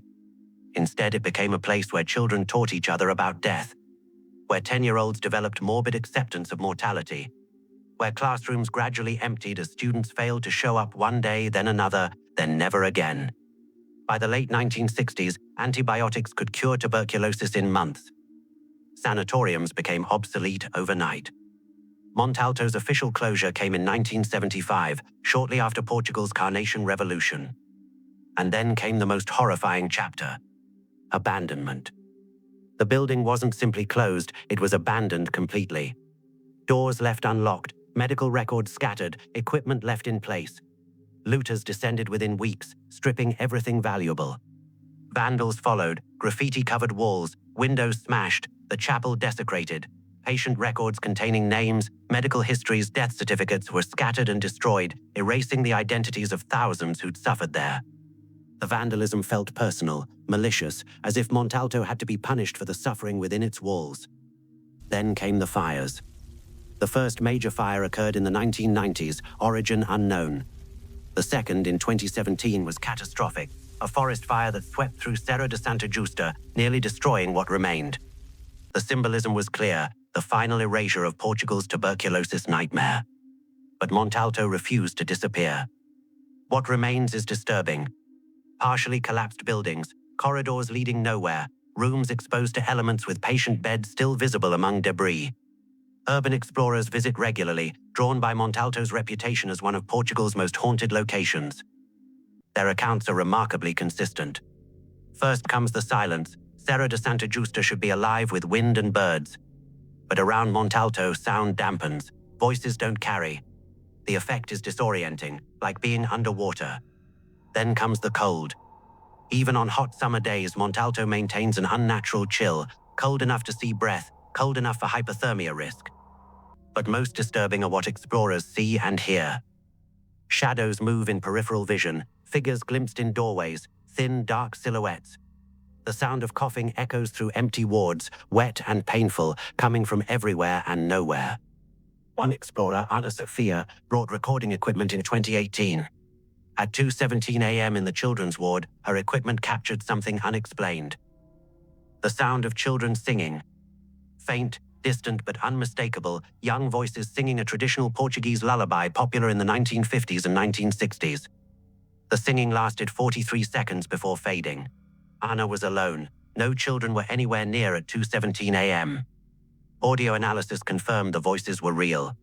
Many visitors report sudden, overwhelming sadness, grief so intense it feels physically painful, as if absorbing decades of accumulated suffering. Others experience panic attacks, difficulty breathing even in open spaces. Local authorities receive regular reports of people requiring medical attention after visiting Montalto, not from injuries, but from psychological distress, panic episodes, dissociative states. In 2017, after the forest fire, investigators found a mass of animal bones in the basement, hundreds of small skeletons clustered in one area. No explanation for why they'd congregate there, no clear cause of death, just hundreds of small bones in a pile. The findings were documented and forgotten. Because here's the truth. Hundreds, possibly thousands, died at Montalto over 17 years of operation. But Portugal has no comprehensive record of who they were or where they were buried. The patient records were destroyed during vandalism. Those who died are as abandoned in death as they were in life. The most chilling account comes from explorer Marco in 2019. His camera footage, recovered 3 days after he fled, shows what happened. At 11:58 p.m., he enters the main ward to collect equipment. His flashlight sweeps across empty beds. Then the coughing starts. Multiple sources, different timbres, the wet, struggling coughs of tuberculosis patients coming from beds that had been empty. Marco's flashlight swings wildly. At 12:01 a.m. exactly, every bed appears occupied. Not physically, the camera shows empty frames, but shadows fall wrong. Light behaves as if bodies are present, blocking and bending the beam. Marco runs. Audio captures footsteps following him, multiple sets, shuffling, dragging. The coughing follows. He spent 3 days in psychiatric care after reaching Valongo. Montalto isn't simply abandoned, it's occupied, by the forgotten, by those who died in isolation, whose suffering was documented then destroyed, by children who sang in the dark hoping someone would come, by patients who watched their bodies fail while doctors could do nothing. They were abandoned by medicine, by family, by society, and when the sanatorium closed, they were abandoned again, their records destroyed, their memories erased. But they refused to be forgotten. On March 15th, the day the last patient left, people in Valongo report seeing figures descending the mountain at sunset. Thin, pale figures in outdated clothing, walking with the careful gait of the very sick, visible for minutes before fading. No one approaches them. They're the ones who never got to leave alive, forever reenacting an escape they were denied. The medical establishment doesn't discuss Montalto. Portugal has moved on. But erasure isn't resolution.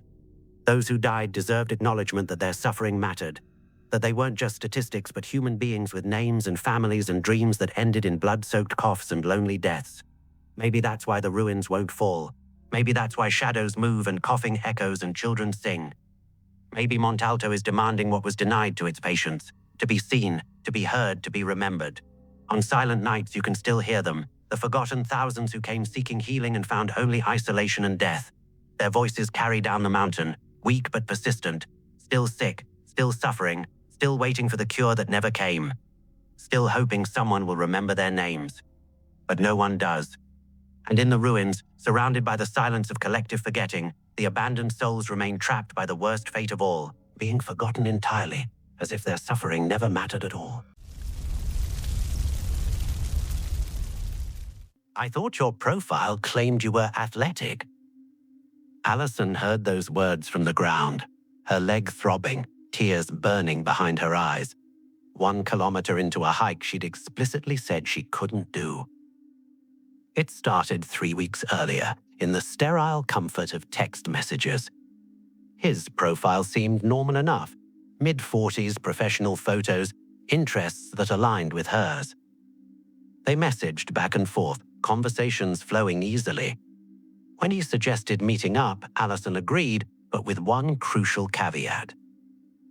"I'm recovering from surgery," she'd typed. "I'm on crutches, limited mobility for at least another month, just so you know." "No problem," came his reply, followed by a smiling emoji. "We'll keep it simple, coffee or dinner, whatever works for you." She should have known better when he picked her up and wouldn't tell her where they were going. "It's a surprise," he said, grinning in the driver's seat. Allison shifted uncomfortably, her crutches wedged between her seat and the door, her leg brace pressing against her jeans. "I'm really not up for anything too physical," she reminded him. "Trust me," he said. That phrase, those two words that always precede disaster. They drove for 20 minutes, conversation growing stilted as Allison's anxiety climbed. When he finally parked, she saw the trailhead sign and felt her stomach drop. "A hike?" she asked, trying to keep her voice level. "Just a short one, to the Civil War monument. It's beautiful up there, you'll love it." "I told you I'm on crutches." "It's not far, maybe a kilometer, you can do it." Allison wanted to refuse, wanted to demand he take her home, but she was 44 years old, a PhD researcher, a woman who prided herself on not being difficult, on being agreeable and easygoing. So she swallowed her protests and adjusted her crutches and followed him onto the trail. The path was uneven almost immediately, roots and rocks jutting up through packed dirt, elevation changes that would have been negligible to a healthy person but were treacherous on crutches. Her arms burned with the effort of supporting her weight, her good leg ached. Her injured leg, immobilized in its full brace, swung uselessly beside her. He walked ahead, not looking back, talking about the monument's history like he was a tour guide and this was a normal date. Like she wasn't struggling behind him, breath coming in short gasps, arms trembling. 1 kilometer in, though it felt like 10, Allison's right crutch hit a patch of loose gravel. She felt it slipping before she could react, tried to shift her weight, to catch herself, but momentum and gravity are merciless teachers. The crutch skidded out from under her. Her body pitched forward, she landed hard on her side, the impact jarring her injured leg despite the brace. Pain exploded up her thigh, sharp and electric. For a moment she couldn't breathe, couldn't think. Just lay there on the trail, fighting back tears, her crutches scattered beside her like broken bones. He turned around, finally, stood there looking down at her with an expression she couldn't quite read. Concern? Annoyance? Something darker. "Are you okay?" he asked, but he didn't move to help her up. "I fell," Allison said unnecessarily. Her voice shook. "My leg. I thought your profile claimed you were athletic." The words hit harder than the fall. Allison stared up at him, this man she'd known for 3 weeks through carefully curated text messages, and saw clearly for the first time. Saw the impatience in his stance, the judgment in his eyes, the complete absence of empathy in his voice. "I told you I was recovering from surgery," she said. He shrugged. "I thought you were exaggerating. Women always exaggerate." Silence stretched between them. Allison's leg throbbed in time with her heartbeat. She could feel tears threatening, the hot sting of humiliation mixing with physical pain. "Can you help me up?" she finally asked. He glanced at his watch. "Actually, you know what? Why don't you head back to the car? I'm going to finish the hike. I've wanted to see this monument for months." Allison blinked. "You want me to walk back alone?" "You made it this far." He smiled, and there was something cruel in it, something that suggested he was enjoying this. "The car's unlocked. Just wait there. Shouldn't take me more than 45 minutes." He left her there, actually turned and walked away, his footsteps fading up the trail while Allison sat in the dirt, stunned into immobility. The walk back was agony. Every step sent shockwaves through her injured leg. The crutches slipped on loose rocks. Twice she almost fell again. By the time she reached the parking lot, she was sweating and shaking, her arms screaming in protest, her leg a constant pulse of pain. She sat in his car for an hour and 20 minutes. No apology text, no "Are you okay" message, just silence. When he finally returned, he was in high spirits, climbed into the driver's seat with a satisfied sigh. "Great hike," he announced. "You really missed out." The drive back to her place was silent.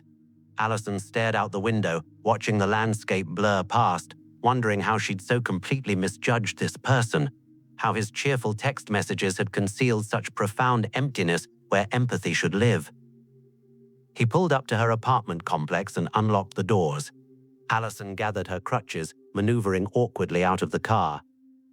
"Well," he said, This was fun. She didn't respond, just closed the door and started toward her building. Her phone buzzed 10 minutes later, a text from him. It was a selfie taken at the monument, his smiling face with the historical marker visible behind him. The message read, "What you missed out on? Maybe next time we can do something more your speed. Mini golf?" Allison stared at the photo for a long moment. Then she showed it to her best friend, who read the message and said, with perfect deadpan delivery, "You dodged a bullet." But Allison knew it was more than that. She'd dodged a bullet, yes, but first she'd had to fall on a hiking trail, had to injure herself further, had to sit alone in a parking lot while a man who claimed to want to know her better chose a monument over her pain. She blocked his number, deleted the dating app, made an appointment with her orthopedic surgeon because her leg was swelling again, the fall having undone weeks of careful recovery. The physical damage would heal, the surgeon assured her of that. But some injuries go deeper than muscle and bone. Some wounds are carved into your sense of trust, your willingness to be vulnerable, your belief that people mean what they say and say what they mean. Allison's leg would recover. Her faith in first dates never quite did.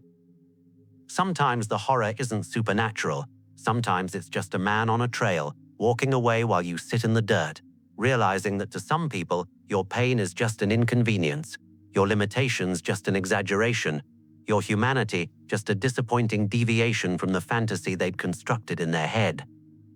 The monument is still there, marking a battle from a war long past. Allison carries her own monument now, a scar on her leg, a caution in her heart, and the memory of crutches slipping on loose gravel while a man she'd trusted looked down and found her wanting.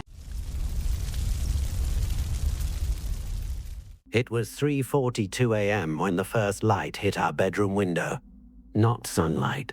Something artificial, strobing, blinking in a pattern that felt deliberate, almost mocking. My wife Sarah stirred beside me, pulling the pillow over her head. "Marcus," she mumbled. "The lights again." I'd been counting.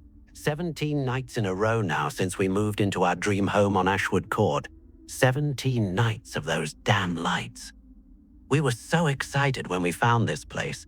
A quiet cul-de-sac in a nice neighborhood, perfect for raising our 2 kids. The kind of street where people waved to each other, where kids rode bikes until the streetlights came on. Everything we'd saved for, everything we'd dreamed about after years of cramped apartments. The house next door looked ordinary enough, a single-story ranch with faded blue siding. We'd waved to the owner once during our walkthrough. A middle-aged man who didn't wave back just stared from his driveway before disappearing inside. "Probably just shy," Sarah had said. The lights started our first week. Motion-activated floodlights that didn't just illuminate, they pulsed. Bright, blinding strobes that turned our bedroom into a disco of dread. At first we thought it was a malfunction, but the timing was too precise. Every time we came home from work, every time we let the dog out, every time one of us took out the trash, the lights knew. Then came the cameras. I counted them one morning while drinking coffee on our front porch, trying to enjoy the quiet before the kids woke up. 8 cameras, all pointed in our direction, not at his own property, at ours. At our driveway, our front door, our bedroom window. "Maybe he's just really concerned about security," Sarah suggested, but her voice wavered. She didn't believe it either. The music started on a Thursday. Our daughter Lily was 7, playing hopscotch in our driveway after school. I heard the speaker crackle to life from next door, a sound system that must have cost thousands. Then came the sound.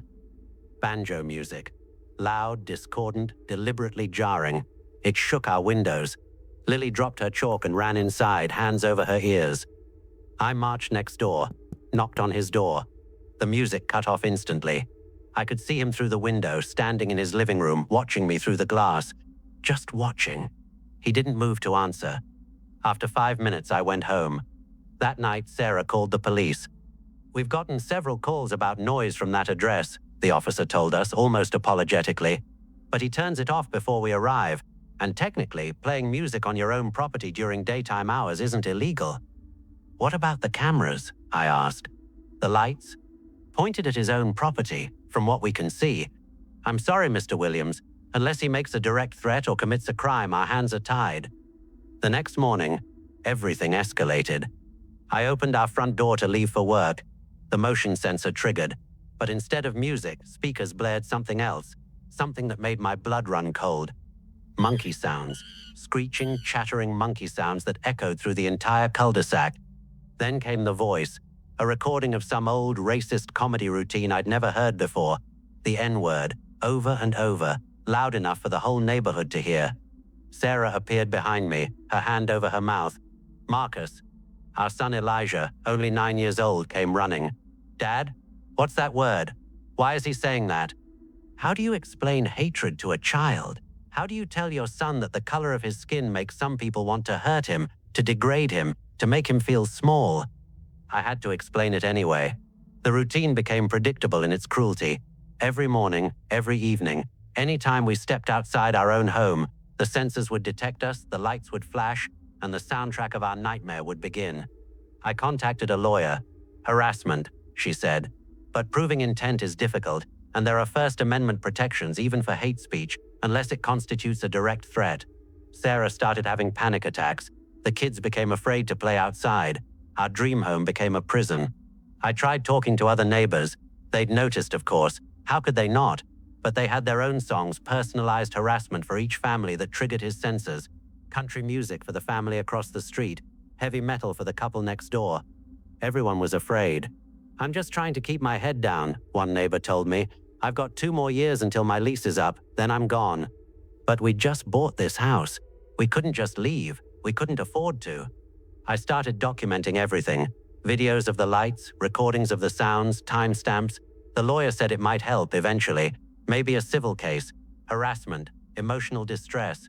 But laws move slowly. Suffering happens in real time. Sarah found me one night, sitting in our car in the driveway at 2 a.m. I couldn't sleep, couldn't stop thinking about how he was out there, watching our windows through his cameras, waiting for movement, ready to push a button and remind us that we weren't welcome. We can't let him win, Sarah whispered. But what did winning even look like? The breaking point came on a Saturday afternoon, our daughter's 8th birthday. We'd invited her whole class to our backyard for a party, kids running around, laughing, eating cake. He must have been waiting for this moment. The speakers erupted at full volume, not music this time, recordings of screaming, animal sounds, racial slurs mixed with screeching feedback. It sounded like the soundtrack to hell. Parents grabbed their children, kids started crying. The party ended in 15 minutes. Lily sat in her room afterward, still in her birthday dress, tears streaming down her face. Why does he hate us, Daddy? That question broke something in me. I called the police again, filed another report. The officer who responded was sympathetic but clear. Unless he makes a specific threat of violence, we can't arrest him. Playing sounds on his own property, even offensive sounds, isn't criminally actionable. So we're just supposed to live like this? The officer looked away. I'm sorry. That night I sat at my computer and wrote everything down. Every incident, every moment of terror, every time my children asked questions I couldn't answer. I posted it online. The response was immediate. Thousands of people shared our story. News stations called. Activists arrived. Our quiet cul-de-sac became a spotlight. And slowly, finally, the community responded. Neighbors who'd been silent organized a rally. They stood in our driveway with signs. Hate has no home here. We stand with the Williams family. The local news filmed everything. 3 days later, I opened my front door to silence. No lights, no sounds, no harassment. The cameras were still there, watching, but the torture had stopped. For now. I wish I could say this story has a happy ending, that the bad neighbor moved away, that we got justice, that our kids forgot what they heard and learned that day. But this is real life. Laws protect property rights and free speech, even when they're weaponized, even when they destroy families. We still live in our dream home, but every morning, I pause before opening our front door. Every time I hear a sound outside, my heart races. Every time the kids play in the yard, I watch those cameras, knowing he's watching too. The house next door sits quiet most days now, but sometimes, late at night, I see him through the window, just standing there, watching our house. And I know the silence is only temporary, because the truly terrifying thing about this story isn't that it happened, it's that it's still happening. That somewhere right now, Another family is opening their door to lights and sounds and hatred. That the law says you have the right to peace in your own home until you don't. That nightmares don't always come from strangers in the dark. Sometimes they live next door. It was 3:42 a.m. when I saw the car pull up to pump 4. I'd been working the overnight shift at Murphy's Gas and Go for 3 months, and by that point, I knew every shadow, every creak, every headlight pattern that swept across those pumps. This one was different. The car, a dark sedan, maybe a Honda or Toyota, rolled in smooth and silent, like it was coasting on ice. The fluorescent lights hummed above me, casting that sickly yellow glow over everything. Outside, the November air hung heavy with fog that clung to the asphalt like cobwebs. I leaned forward in my chair behind the counter, watching through the window as the driver's door opened. A man stepped out, average height, wearing what looked like a dark jacket.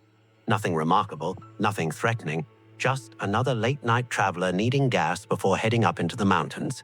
The station sat at the base of Rockwell Pass, and we got all types: truckers, shift workers, sometimes the college kids heading to that abandoned tunnel everyone said was haunted. I hit the pump activation button without really thinking about it. The man lifted the nozzle, inserted it into his tank, standard procedure. I glanced down at my phone, 3:43 a.m., then back up. The pump was empty. Not empty like he'd finished and left, empty like no one had ever been there. The car was gone. The man was gone. The nozzle hung on its hook, perfectly still, like it had never been moved. No sound of an engine starting, no taillights fading into the fog, just nothing. My heart kicked against my ribs. I stood up so fast my chair rolled backward and hit the cigarette display. I pressed my face against the glass, breath fogging the window. The pump stood there under those lights, completely undisturbed. The transaction screen on my monitor showed nothing. No authorization, no gallons dispensed. Like the car had never existed. "What the hell?" I whispered. I grabbed my flashlight and pushed through the door, the bell jangling loud enough to make me flinch. The cold hit me immediately, that wet mountain cold that gets into your bones. I walked to pump 4, my breath coming out in clouds. The concrete was dry, no tire marks, no gas smell. I touched the nozzle, cold metal, nothing unusual, but I'd seen it. I'd seen the car, the man, watched him start pumping. You don't hallucinate something that specific, that ordinary. My hands were shaking as I went back inside, and it wasn't from the cold. I tried to focus on work, restocking the cooler, wiping down the counter, anything to keep my mind busy. By 4:30 a.m., I'd almost convinced myself I'd dozed off for a second, had one of those hypnagogic hallucinations. The mind plays tricks during graveyard shifts. Then the bell jingled. I spun around. A woman stood in the doorway, maybe mid-30s, wearing a waitress uniform under her coat. Third shift worker heading home, probably. She looked exhausted. "Pump 6, she said, sliding a credit card across the counter. "Fill it up." I processed the payment, watched her walk back out. Through the window, I saw her lift the nozzle, begin fueling. Normal, real. I could hear the mechanical click of the pump through the glass. After about 2 minutes, she replaced the nozzle, got in her car, and drove away. Actual, physical, normal. "See," I told myself, "you're fine. You're just tired." But I couldn't shake the image of that empty pump, the way the car had just ceased to exist. The rest of my shift crawled by. Every car that pulled in made my stomach drop. Every shadow seemed to move with intention. By 6:45 a.m., when my replacement Marcus showed up, I was ready to collapse. "You look like hell, man," Marcus said, dropping his bag behind the counter. "Rough night," I muttered, grabbing my jacket. But as I reached the door, something made me stop. "Marcus, you ever see anything weird during your shifts?" He laughed. "Define weird. Had a guy try to pay with Monopoly money once?" "No, I mean..." I hesitated. "Like things that don't make sense. Things that shouldn't be possible." His smile faded. He studied me for a long moment, and something shifted in his expression. Recognition, maybe, or concern. "Why?" he asked quietly. "What did you see?" "Just..." I shook my head. "Never mind. I'm tired." I made it to my car, collapsed into the driver's seat. The sun was starting to break through the fog, painting everything gold and gray. Safe, normal, daylight. The next night, I almost called in sick, but I needed the money, and besides, One weird experience didn't mean anything. Exhaustion like I'd thought, that's all. 3:15 a.m., dead quiet. I was alphabetizing the cigarettes behind the counter, mindless work that kept my hands busy, when I heard a car pull up. I didn't look, couldn't bring myself to look, just waited for the chime that would tell me someone had authorized the pump. Silence. Slowly, reluctantly, I turned toward the window. Pump 4.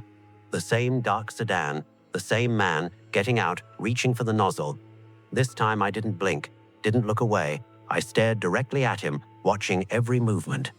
He inserted the nozzle, squeezed the handle, stood there with one hand on the pump, the other in his pocket, like every other person who'd ever gotten gas at 3 a.m. Then, between one heartbeat and the next, he was gone. Not fading, not walking away. Gone. The nozzle back on its hook, the pump empty. The air where he'd been standing just vacant. My phone buzzed, making me jump. A text from my manager, Ellen. "Need you to come in early tomorrow. Want to talk." I didn't sleep that day. Just lay in bed staring at the ceiling, replaying what I'd seen, trying to find a rational explanation. There had to be one. Had to be. 4 p.m., I walked into the station to find Ellen sitting in the office, paperwork spread across the desk. She looked up when I knocked, and her face went pale. "Sit down," she said. I sat.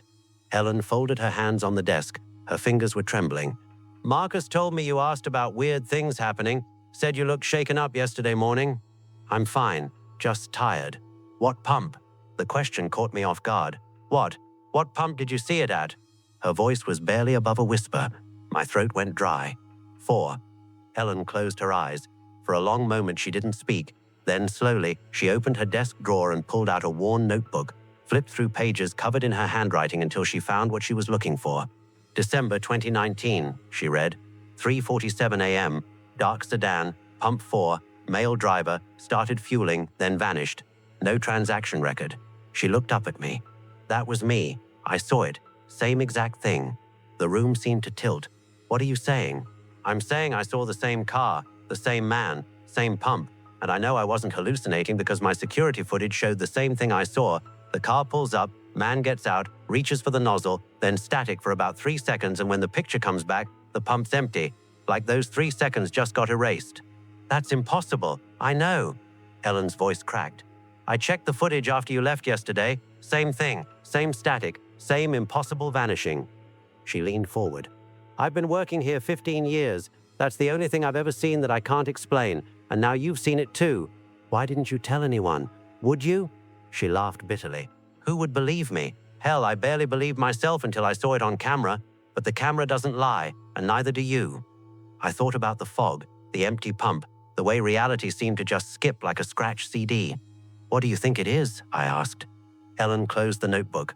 "I don't know. A glitch, a loop, something that got stuck." She met my eyes. "I used to think it was a ghost, someone who died at that pump maybe, replaying their last moments. But it doesn't feel like that. It feels like something showing us a crack, something wrong with the way things work." The bell jangled. We both jumped. A customer walked in, asked for lottery tickets, paid, left. Normal transaction, normal world. When the door closed, Ellen stood up. "You're not scheduled tonight. Take the night off. Go home. Get some real sleep." "And then what?" She shrugged helplessly. "Then you come back tomorrow and hope you don't see it again. That's all we can do." But I knew, we both knew, that it didn't matter if I was there or not. The car would come. The man would get out. He'd reach for that nozzle at pump 4, and somewhere in those 3 seconds of static, reality would break just enough to show us something it shouldn't. Something that's been happening at 3:42 a.m. for years. Something that's still happening. And there's not a damn thing we can do to stop it. I was 3 days into my solo road trip through Utah. My first time traveling completely alone. 26 years old, fresh out of a bad relationship, desperate to prove to myself that I could handle the wilderness without anyone's help. I'd been camping in national parks, hiking slot canyons, watching sunsets that painted the desert in colors that don't have names. It was exactly what I needed. Until I stopped in that town. I don't remember the name. That's the strange part. It's like my brain has deliberately blurred it out, the way you forget a nightmare if you don't write it down immediately. Just a small, rural town somewhere in southern Utah The kind of place where everyone knows everyone and outsiders stick out like blood on snow. I pulled into a diner around 6 p.m. because I was starving and the campground was still 40 miles away. The place was busy. Families with kids, couples, a group of older men in the corner booth. Normal, safe. So I thought. I sat at the counter and waited. The waitress walked past me 3 times carrying coffee refills, menus, plates of food. She made eye contact with me once, just once, and there was something in her expression that made my stomach drop. Not hostility exactly, more like warning. Like she was trying to tell me something without words. Then she looked away and kept walking. 5 minutes passed. 10. Other customers who came in after me got served. The waitress took their orders, brought their drinks, smiled and chatted like everything was normal. But she wouldn't come near me, wouldn't acknowledge my existence. I waved at her once, and she turned her back like I'd done something obscene. Finally, I got up and approached the register. "Excuse me," I said to the manager. "I've been waiting for..." He cut me off. "We're not serving you." Just like that. Flat. Final. No explanation. What? Why not? He didn't answer, just stared at me with these flat, cold eyes until I backed away. The conversation at the tables had died. Everyone was watching me now. 40 people minimum, all turned in their seats to stare at this lone woman who'd walked into their diner and committed the crime of being an outsider. I left. What else could I do? I got back in my car with my hands shaking and drove to a gas station, tried to buy a sandwich and a bottle of water. The clerk rang me up without making eye contact, took my money without speaking, and when I asked if there were any good camping spots nearby, he said nothing, just pointed vaguely west and turned away. That should have been my sign to leave, to drive to the next town, the next county, anywhere but there. But I was stubborn. I'd planned to camp at Coral Pink Sand Dunes State Park, and I wasn't going to let some unwelcoming locals ruin my trip. So I drove to the campground as the sun set, watching the desert turn from gold to rust to purple. The campground host was a boy, maybe 16 years old, sitting in a folding chair outside the host site. I pulled up with my window down and smiled. "Hi, I'm looking for a campsite for the night." "What are you doing here?" The venom in his voice made me flinch. This kid, this literal child, was looking at me with pure contempt. I'm camping. I made a reservation online. This campground's full. You need to leave. I have a confirmation number." "I don't care. Leave." I pulled up my phone to show him the reservation. He glanced at it and shrugged. "Fine, Site 23, but you shouldn't be here."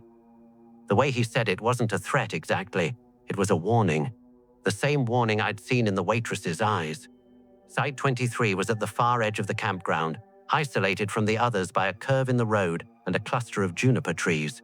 As I drove past the other sites, I realized something that made my blood run cold. Every single camper was male.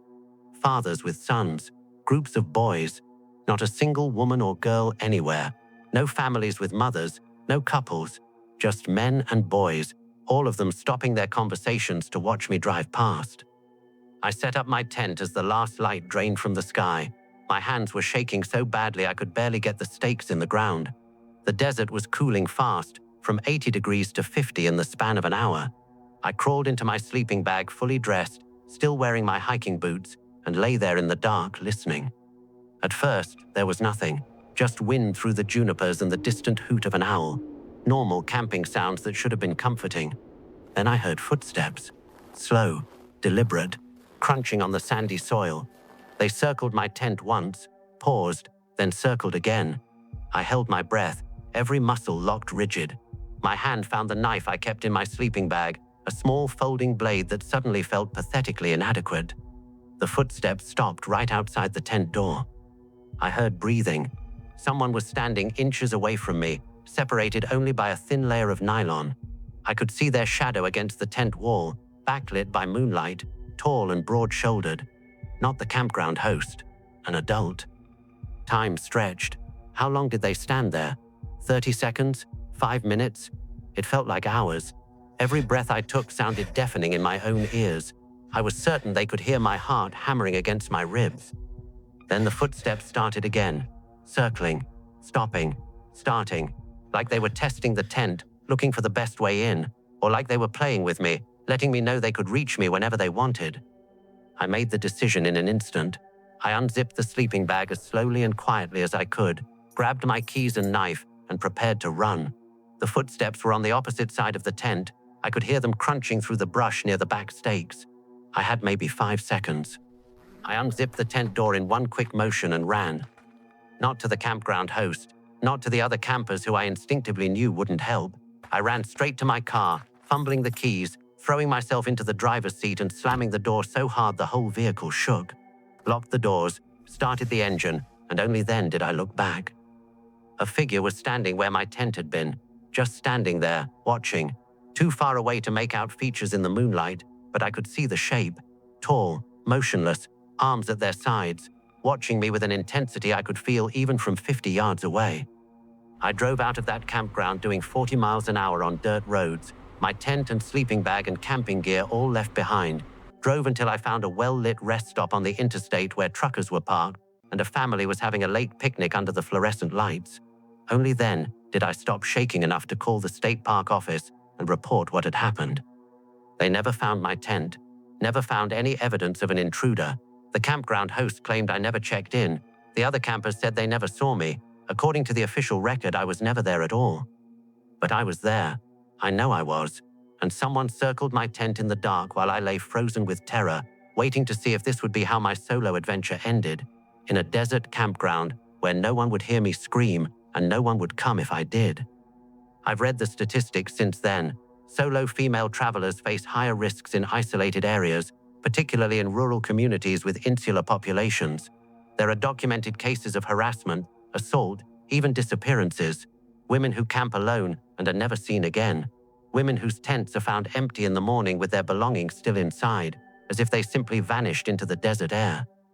I think about what would have happened if I'd stayed in that tent, if I'd convinced myself I was overreacting, that the footsteps were probably just an animal, that I'd be safe until morning. Would I have woken up? Would someone have found my campsite empty except for a sleeping bag with a knife still clutched inside? I never went back to Utah. Can't bring myself to even drive through it. Every time I see those red rock formations on postcards or travel blogs, I remember the feeling of lying in that tent, listening to footsteps circle in the dark. I remember the hostility in that diner, the contempt in that boy's voice, the way an entire town seemed to collectively decide I wasn't welcome. But here's what really haunts me. I don't know if I was targeted specifically, or if I just stumbled into something that happens regularly in that campground, something locals know about but outsiders discover too late. The official report said there was no evidence of an intruder, no footprints in the sand around my tent, no witnesses, no physical proof that anyone approached my campsite that night. According to the authorities, I'd probably heard a coyote or a deer and panicked. But I know what I heard, and I know what I felt. That wasn't an animal circling my tent. Animals don't breathe like that, slow and deliberate and human. Animals don't stand perfectly still for minutes at a time, watching, waiting. If you ever camp alone, trust your instincts. If a town makes you uncomfortable, leave. If a campground feels wrong, find another. If you hear footsteps in the dark, don't wait to see who they belong to. Because I ran. I trusted that primal fear that told me to get out. I ran, and I survived. But I think about the women who didn't run, the women who stayed in their tents, who convinced themselves they were being paranoid. I think about them lying in the dark, listening to footsteps circle closer. And I think about that moment when the footsteps finally stop, when the zipper finally opens, when they realize, too late, that they should have run. It was 3:42 p.m. when David saw the truck cross the center line, heading straight for them. The bike date had been perfect until that moment. The Golden Gate Bridge stretched behind them in the afternoon light, the Pacific Ocean sparkling below like scattered diamonds. David, 59 years old and in better shape than most men half his age, had suggested the scenic ride to his date, a woman he'd been messaging for weeks. She'd agreed enthusiastically. Cycling under the iconic bridge, wind in their hair, conversation flowing easily between them. This was supposed to be romantic. They were pedaling toward East Fort Baker, planning to grab lunch at a waterfront cafe, when David noticed something wrong in his peripheral vision. A delivery truck, white and weathered, drifting across the bike path's protective barrier, not swerving to avoid something, not reacting to a blown tire, just drifting. Like the driver had simply decided the rules of the road no longer applied to him. "Move!" David shouted, yanking his handlebars hard to the right. But there was nowhere to go. The path was narrow, hemmed in by concrete barriers on one side and a drop-off on the other. His date screamed behind him. The truck's engine roared louder, acceleration instead of braking, and David's mind went blank with a single, crystalline thought. This is it.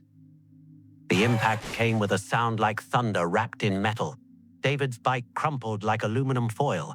He felt himself airborne for a moment, weightless, suspended, before gravity remembered him and slammed him back down onto asphalt. Pain exploded through his legs, his ribs, his entire body. The truck's front tires rolled over his legs with methodical precision. Then the back tires, weight beyond comprehension, crushing bone and muscle and tendon. His date was screaming. Somewhere far away, someone else was screaming too. Or maybe that was him. The sky spun overhead, blue to gray to blue again. David tried to sit up and discovered that his body no longer followed commands. His legs bent at angles legs shouldn't bend. Something warm and wet spread across the pavement beneath him. The smell of rubber and blood filled his nostrils. The truck driver climbed out. David could see his shoes, scuffed work boots, untied laces dragging as the man approached. "Oh God," the driver kept saying. "Oh God, oh God." Not helping, not calling for help, just standing there, repeating those two words like a broken prayer. David's date was beside him then, her face pale as moonlight, phone pressed to her ear. "Yes, Golden Gate Bridge near East Fort Baker. A cyclist. 2 cyclists. There's so much blood, please hurry." Time became strange. Seconds stretched into hours. Minutes collapsed into nothing. David heard sirens approaching, felt hands touching him, voices asking questions he couldn't answer. The pain was everywhere now, a living thing with teeth and claws, devouring him from the inside out. "Stay with me," someone said.